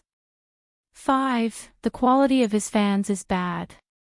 Hua Jin's fans impeached Tang Yu on the internet, accusing him of using Hua Jin's fame to create hype. They even insulted Tang Yu on Weibo.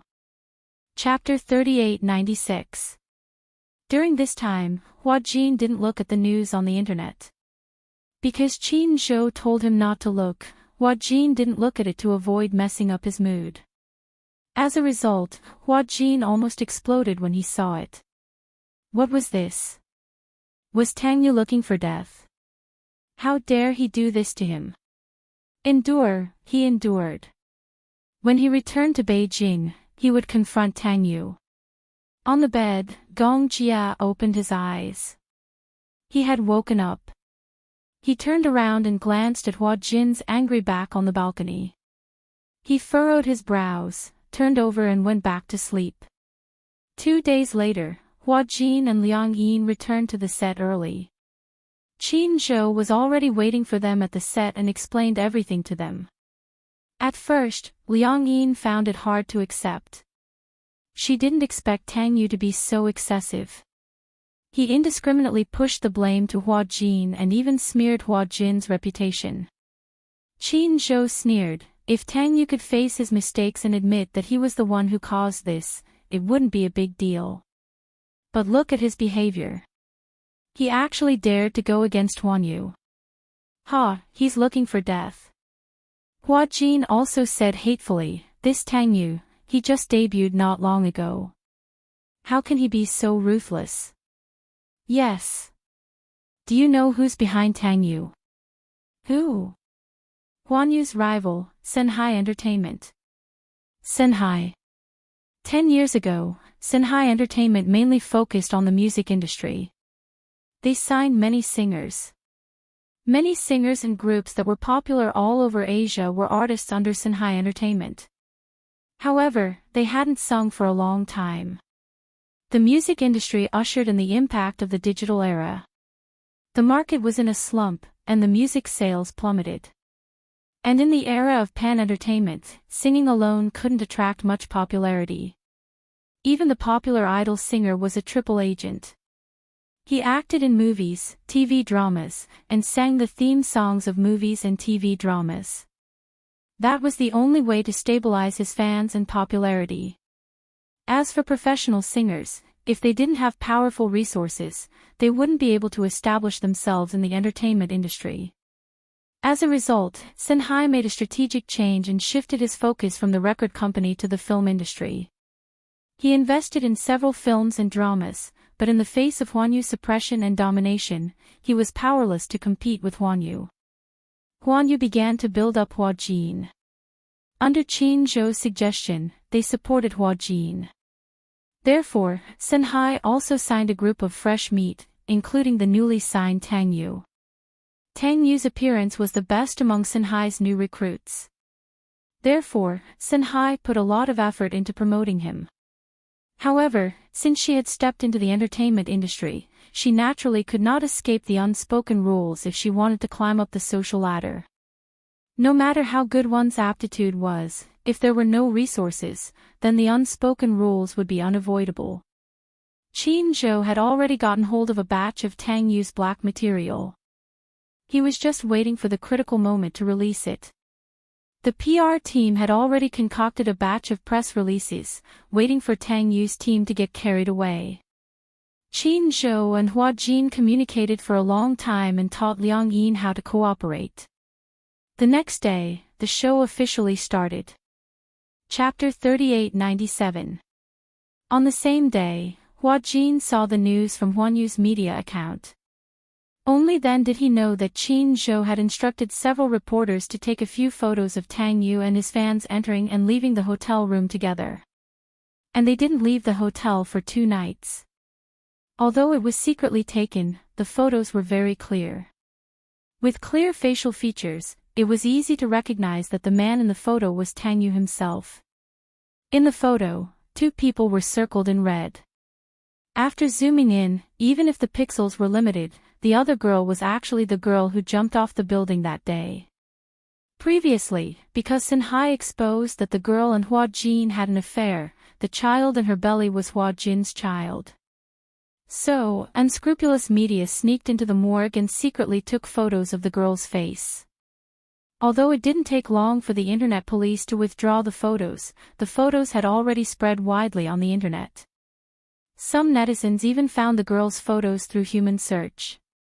Therefore, through this photo, the public recognized at a glance that the girl who entered and left the hotel with Tang Yu was the girl who jumped off the building that day.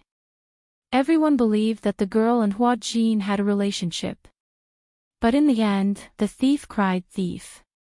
The real person who slept with the fans was actually Tang Yu. Before that, Tang Yu's team had righteously accused Hua Jin of having a messy private life with several girls. Many of Tang Yu's fans were eager to protect their master and went after Hua Jin fiercely. Many of Hua Jin's fans also lost their will and defected to Tang Yu's side. Together with Tang Yu's fans, they discredited Hua Jin. Perhaps because of the depth of love, many of Hua Jin's fans couldn't believe it. At first, they still defended their idol on the internet. But as time passed, Hua Jin didn't show up to express his position from beginning to end, nor did he refute the rumors. The public took it for granted that Hua Jin was too guilty and didn't dare to admit it. Therefore, he wanted to deal with it coldly. The fans were suffering as they waited. Many of them stopped being fans, thinking that they loved the wrong idol. However, there were still a large number of fans who firmly believed that Hua Jin did not do such an immoral thing. Now, Huan Yu had publicly clarified that the previous period of silence was because they were secretly gathering evidence. When the evidence was conclusive, they would announce it all together. Who knew how many haters would be slapped in the face? This was also one of Qin Zhou's strategies. Through this matter, he could stabilize his fan base. Previously, the loyal fans would firmly defend Hua Jin. Through this incident, the fans' trust in Hua Jin was further strengthened, and a group of fans who weren't loyal enough were eliminated. At the same time, it created a tolerant and steady side of Hua Jin. As for those fans who left because of distrust, they would feel guilty towards their idol and become even more loyal to Hua Jin. One had to admit that Qin Zhou's methods were brilliant. After fiercely attacking this rumor, the other accusations would collapse on their own even without Huan Yu showing up. When a person told a lot of lies, even if they were half true and half false, then when that person's lies were ruthlessly attacked, the other words that were said, even if some of them were true, would no longer be believed. If one sentence was false, no matter how true the other words were, no one would believe it. Chapter 3898. Tang Yu's manager was furious. Where did these sneaky photos come from? How did Huan Yu get hold of these photos? Even Tang Yu himself didn't expect that he would be secretly photographed by the reporters when he brought his fans into the hotel. He thought that since he wasn't famous, the paparazzi wouldn't bother to wait for him, so he was fearless. In fact, this was Qin Zhou's doing. Ever since Hua Jin joined the cast, Qin Zhou had sent several reporters to pretend to be Hua Jin's assistant and makeup artist. In fact, they were reporters who secretly took photos of many of the artists in the cast. However, he had been holding it in his hands all this time and didn't expose it. If people don't offend me, I won't offend them. Qin Zhou had always believed in the truth of protecting himself and never took the initiative to cause trouble. After all, it was easy for artists to survive in this industry. He was rarely willing to provoke others. But if others came to offend him, then he might not be polite. It was obvious that Tang Yu's team wanted to kill Hua Jin. So, he didn't have to be merciful. He had a lot of dirt on Tang Yu in his hands, and the more explosive ones were yet to come. Qin Zhou's principle was to either not say anything, or if he did, it would be a fatal blow. He wouldn't give Tang Yu's team any chance to fight back. And he did it. As soon as this news came out, Tang Yu's team was completely flustered. It could be said that they were caught off guard. Tang Yu's Weibo was very lively 2 days ago. When Tang Yu's team was smearing Hua Jin's reputation, Tang Yu posted a photo on Weibo with a short sentence, "Justice is in the hearts of the people."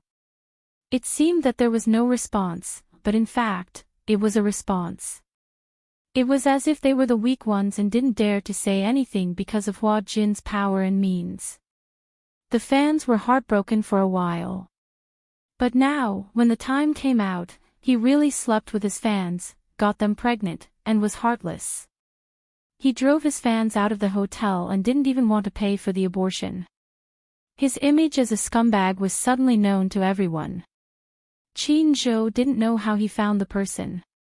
A hotel cleaner stood up and said that she saw the girl before she jumped off the building. The girl came to the hotel to find out that she was pregnant and came to discuss with Tang Yu about what to do. She happened to pass by and saw this scene. She immediately hid, but she accidentally heard Tang Yu's disapproving tone. Obviously, he didn't believe that the girl was really pregnant. He thought that the girl was here to threaten and blackmail him. Therefore, he refused to let her in and coldly drove her away. The girl was extremely sad. She said that she had no home to return to. In order to chase after idols, she had been isolated from her family. Now that she was pregnant, she was at the end of her rope. However, Tang Yu clearly said that he was on the rise now. His image was very important. He would never allow her to be his stumbling block. The girl was so sad that she was utterly defeated. She stumbled and left. Some reporters questioned her and suspected that the cleaner had been bribed. However, the cleaner was very magnanimous. She even said that what she said was the truth and that she was willing to bear all the legal responsibilities.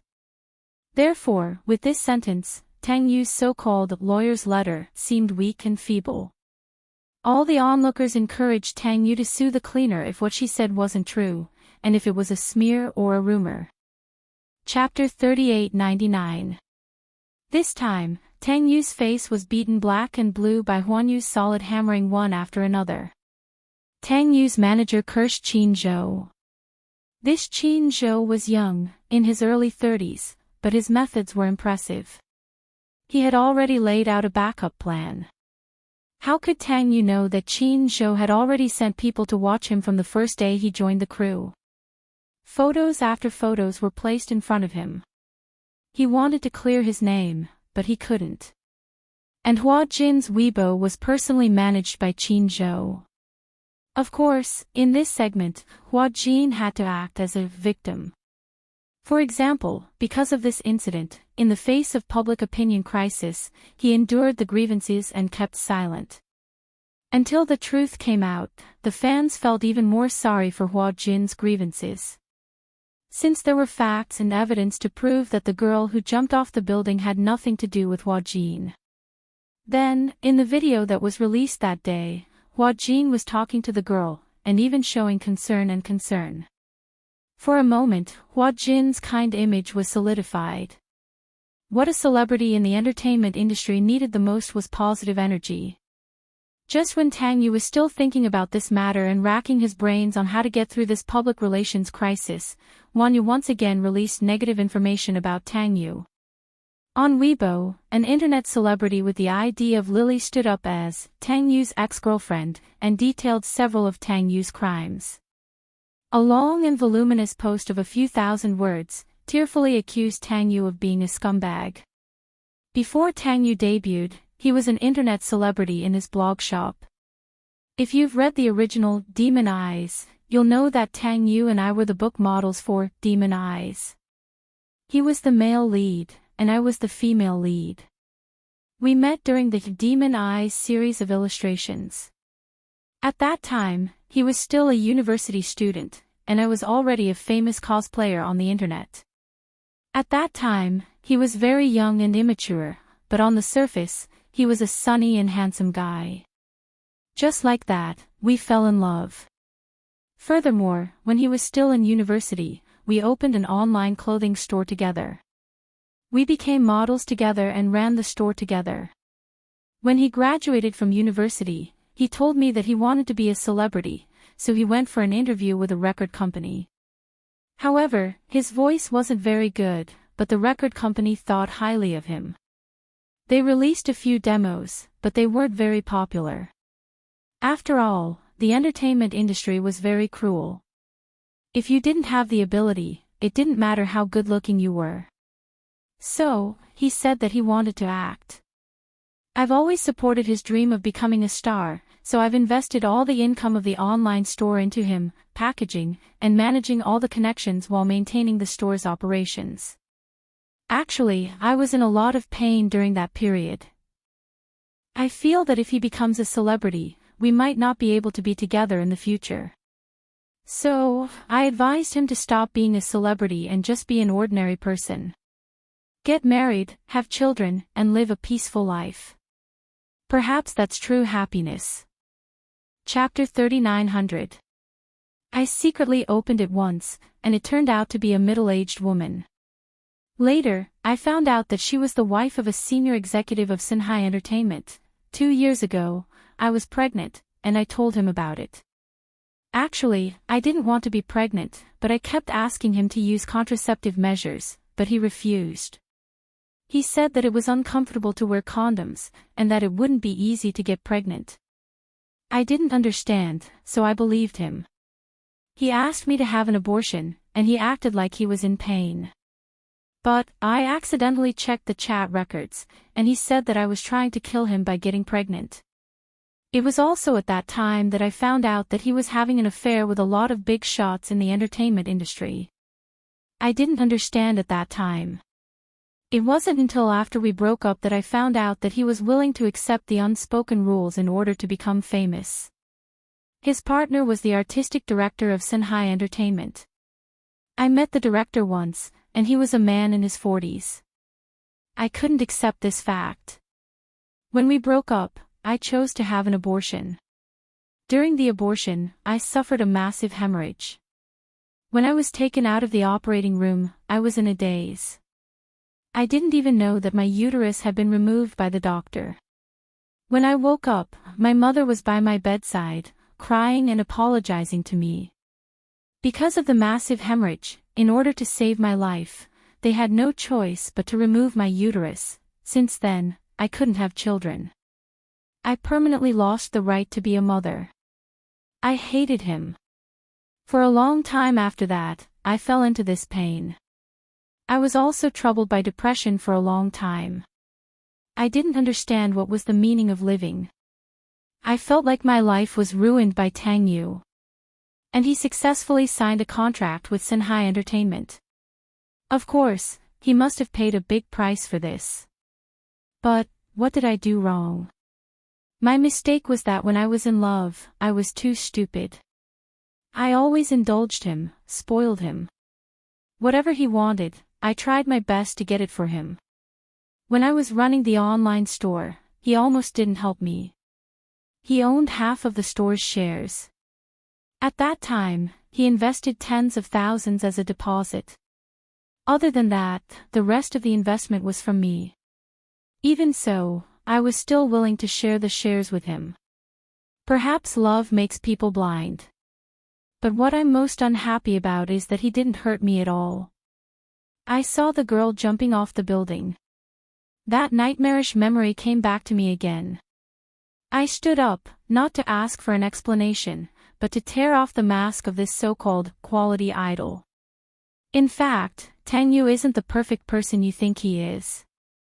In addition to accusing Tang Yu of crimes, the ex-girlfriend also released one piece of information after another. The equity book, the prospectus, the photo with Tang Yu, the pregnancy diagnosis, the report of the hemorrhage during the abortion, and the information about the depression. Everything was available. His chat with Tang Yu was also published. For a moment, Tang Yu's image changed beyond recognition. This incident had attracted the attention of almost everyone, and it was unprecedentedly popular. Not because Tang Yu was a scumbag, but because of his extremely bad character. It was clearly her own doing, but she actually pushed all the blame onto Hua Jin. Chapter 3901. Hua Jin was innocent, but Tang Yu had splashed a basin of dirty water on him and made him take the blame. Tang Yu, on the other hand, was enjoying everything that didn't belong to him. Unforgivable. At one point, it aroused public anger among the netizens. Ban Tang Yu. Tang Yu, get out of the entertainment industry. Tang Yu doesn't deserve to be a star. In the future, I won't buy anything he endorses, I won't watch his TV series, and I won't pay attention to his shows. I'll boycott such a bad star. Tang Yu, go to hell. Even a fan posted a photo of many of Tang Yu's signed posters. All of them were torn up and thrown into a brazier to burn, declaring that they were no longer fans. However, Tang Yu's Weibo didn't disappear. Instead, he gained millions of fans because of his attention. However, millions of fans came to trample on him. On the top Weibo post, under the "Justice is in the People's Hearts" post, the comments section had climbed to hundreds of thousands. The most popular comment was an insult from a netizen. Justice my ass. Smile, Justice was eaten by a dog, and you're the dog. I logged on to Weibo to see if Tang Yu quit the entertainment industry today. Don't make a fool of yourself. I was blind to not believe in my own idol and mistakenly believed in a dog like you. You look like a decent person. Should I scold you now or go through the procedure? Is there a like for scolding Tang Yu? Weibo had fallen into a trap. The netizens' criticism of Tang Yu had reached an unprecedented level. During this time, Tang Yu was almost invisible and didn't dare to make any movements.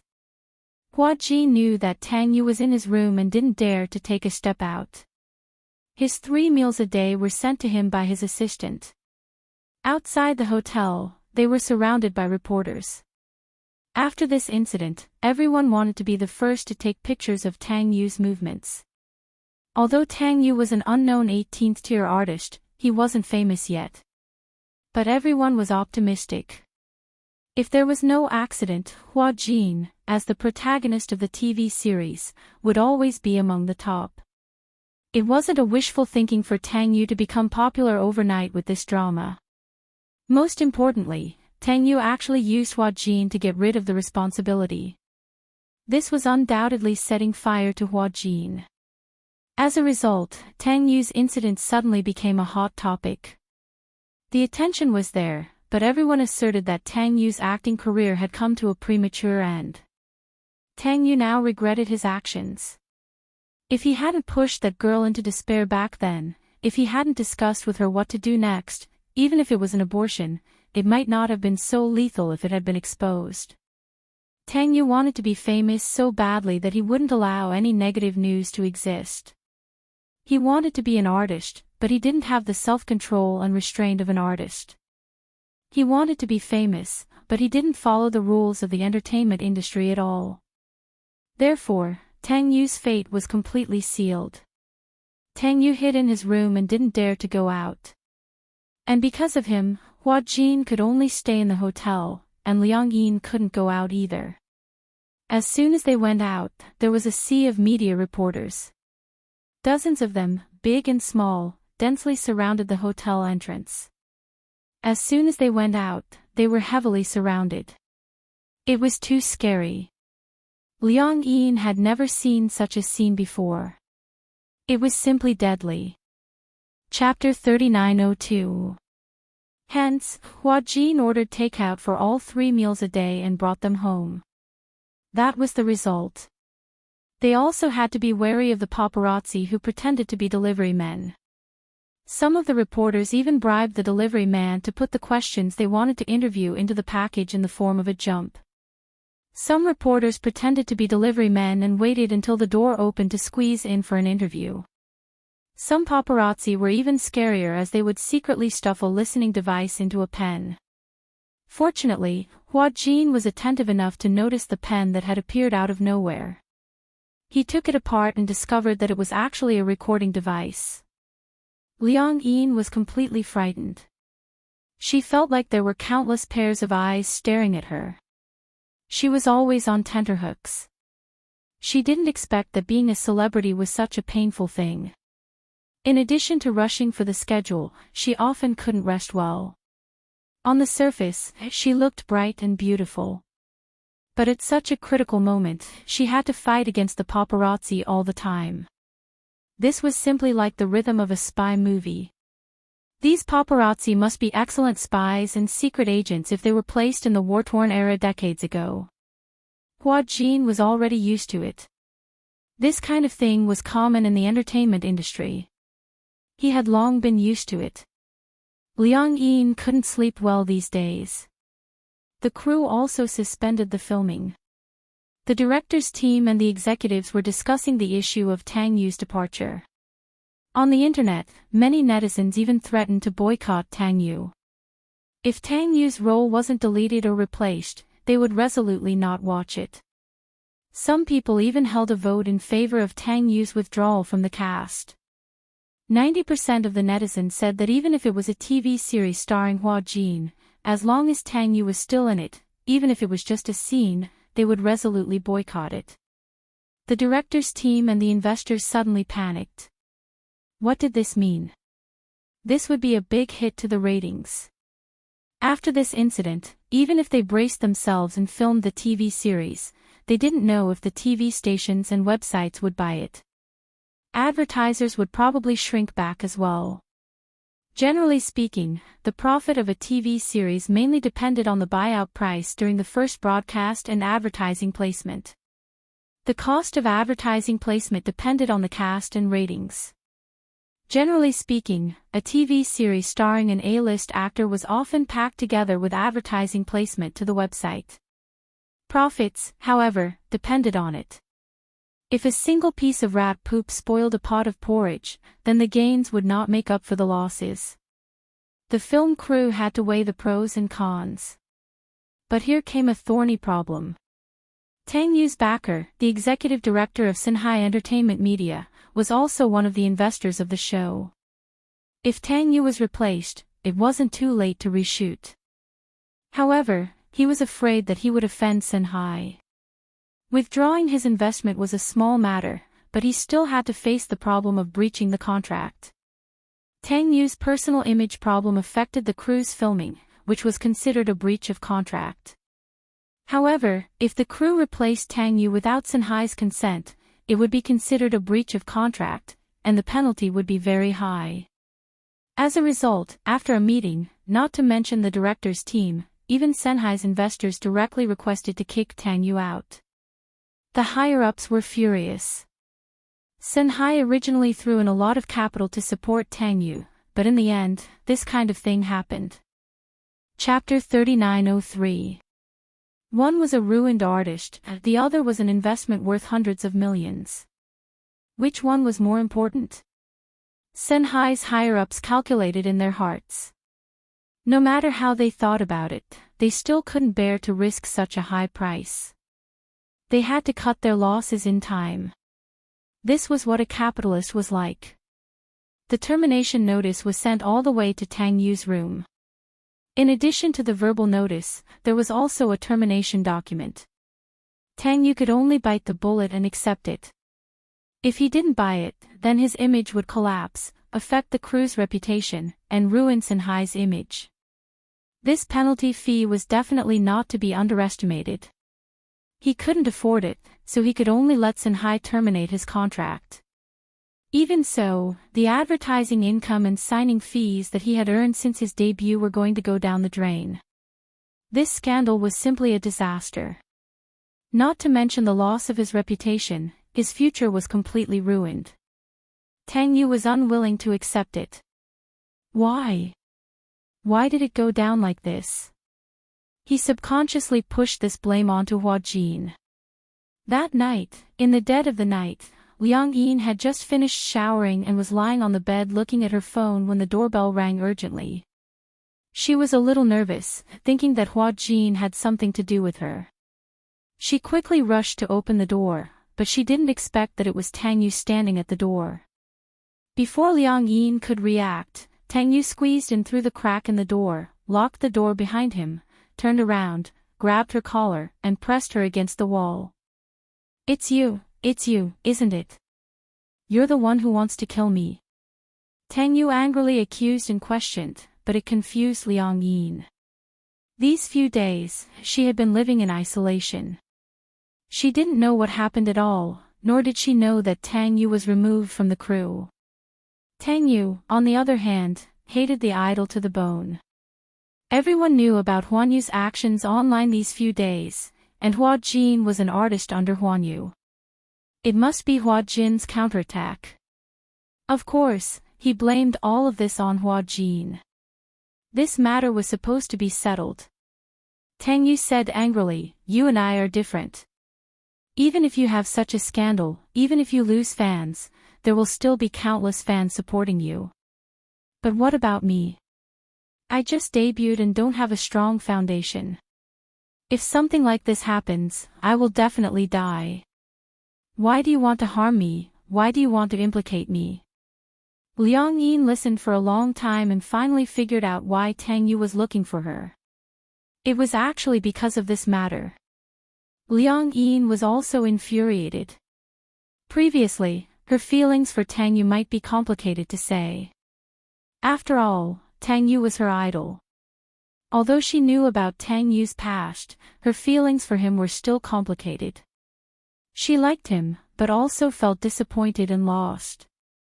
It was just that he did not expect Tang Yu to be so excessive and push all these things to Hua Jin. Liang Yin said angrily, "What does this have to do with flowers? What does this have to do with me? Is that child mine? Did I do that?" That day she was squatting in the corner of the hotel. Why did you ask her? If you didn't ask her, the media wouldn't have made an issue of this matter at all. Yes. I did it out of kindness. I cared about her. So, is my kindness my fault? Chapter 3904. She got pregnant because of you, but you shut her out. Is life so worthless to you? Until now, you haven't repented for your first love. You don't feel guilty at all, and you're blaming it all on me. Did I do this? If you're a man, you have to take responsibility for your own actions. What kind of man are you to push the blame onto someone else? Tang Yu said angrily, "How am I not a man? Who knows that the child in her stomach must be mine? Who can prove it? I only did it once with her. How can she get pregnant after just one time? If she could get pregnant after just one time, why didn't anyone else get pregnant but her?" Liang Yin was even angrier. "You're not just one scourge." Ha! Scourge? How is that a scourge? It's them who want to do something with me. I'm just fulfilling their wishes. God knows how many people are jealous of them. Not everyone gets to have intimate contact with their idols. Tang Yu arrogantly thought that the fans were lucky to be in close contact with him. It was their blessing. He even thought it was a gift, a charity. Liang Yin was completely stunned.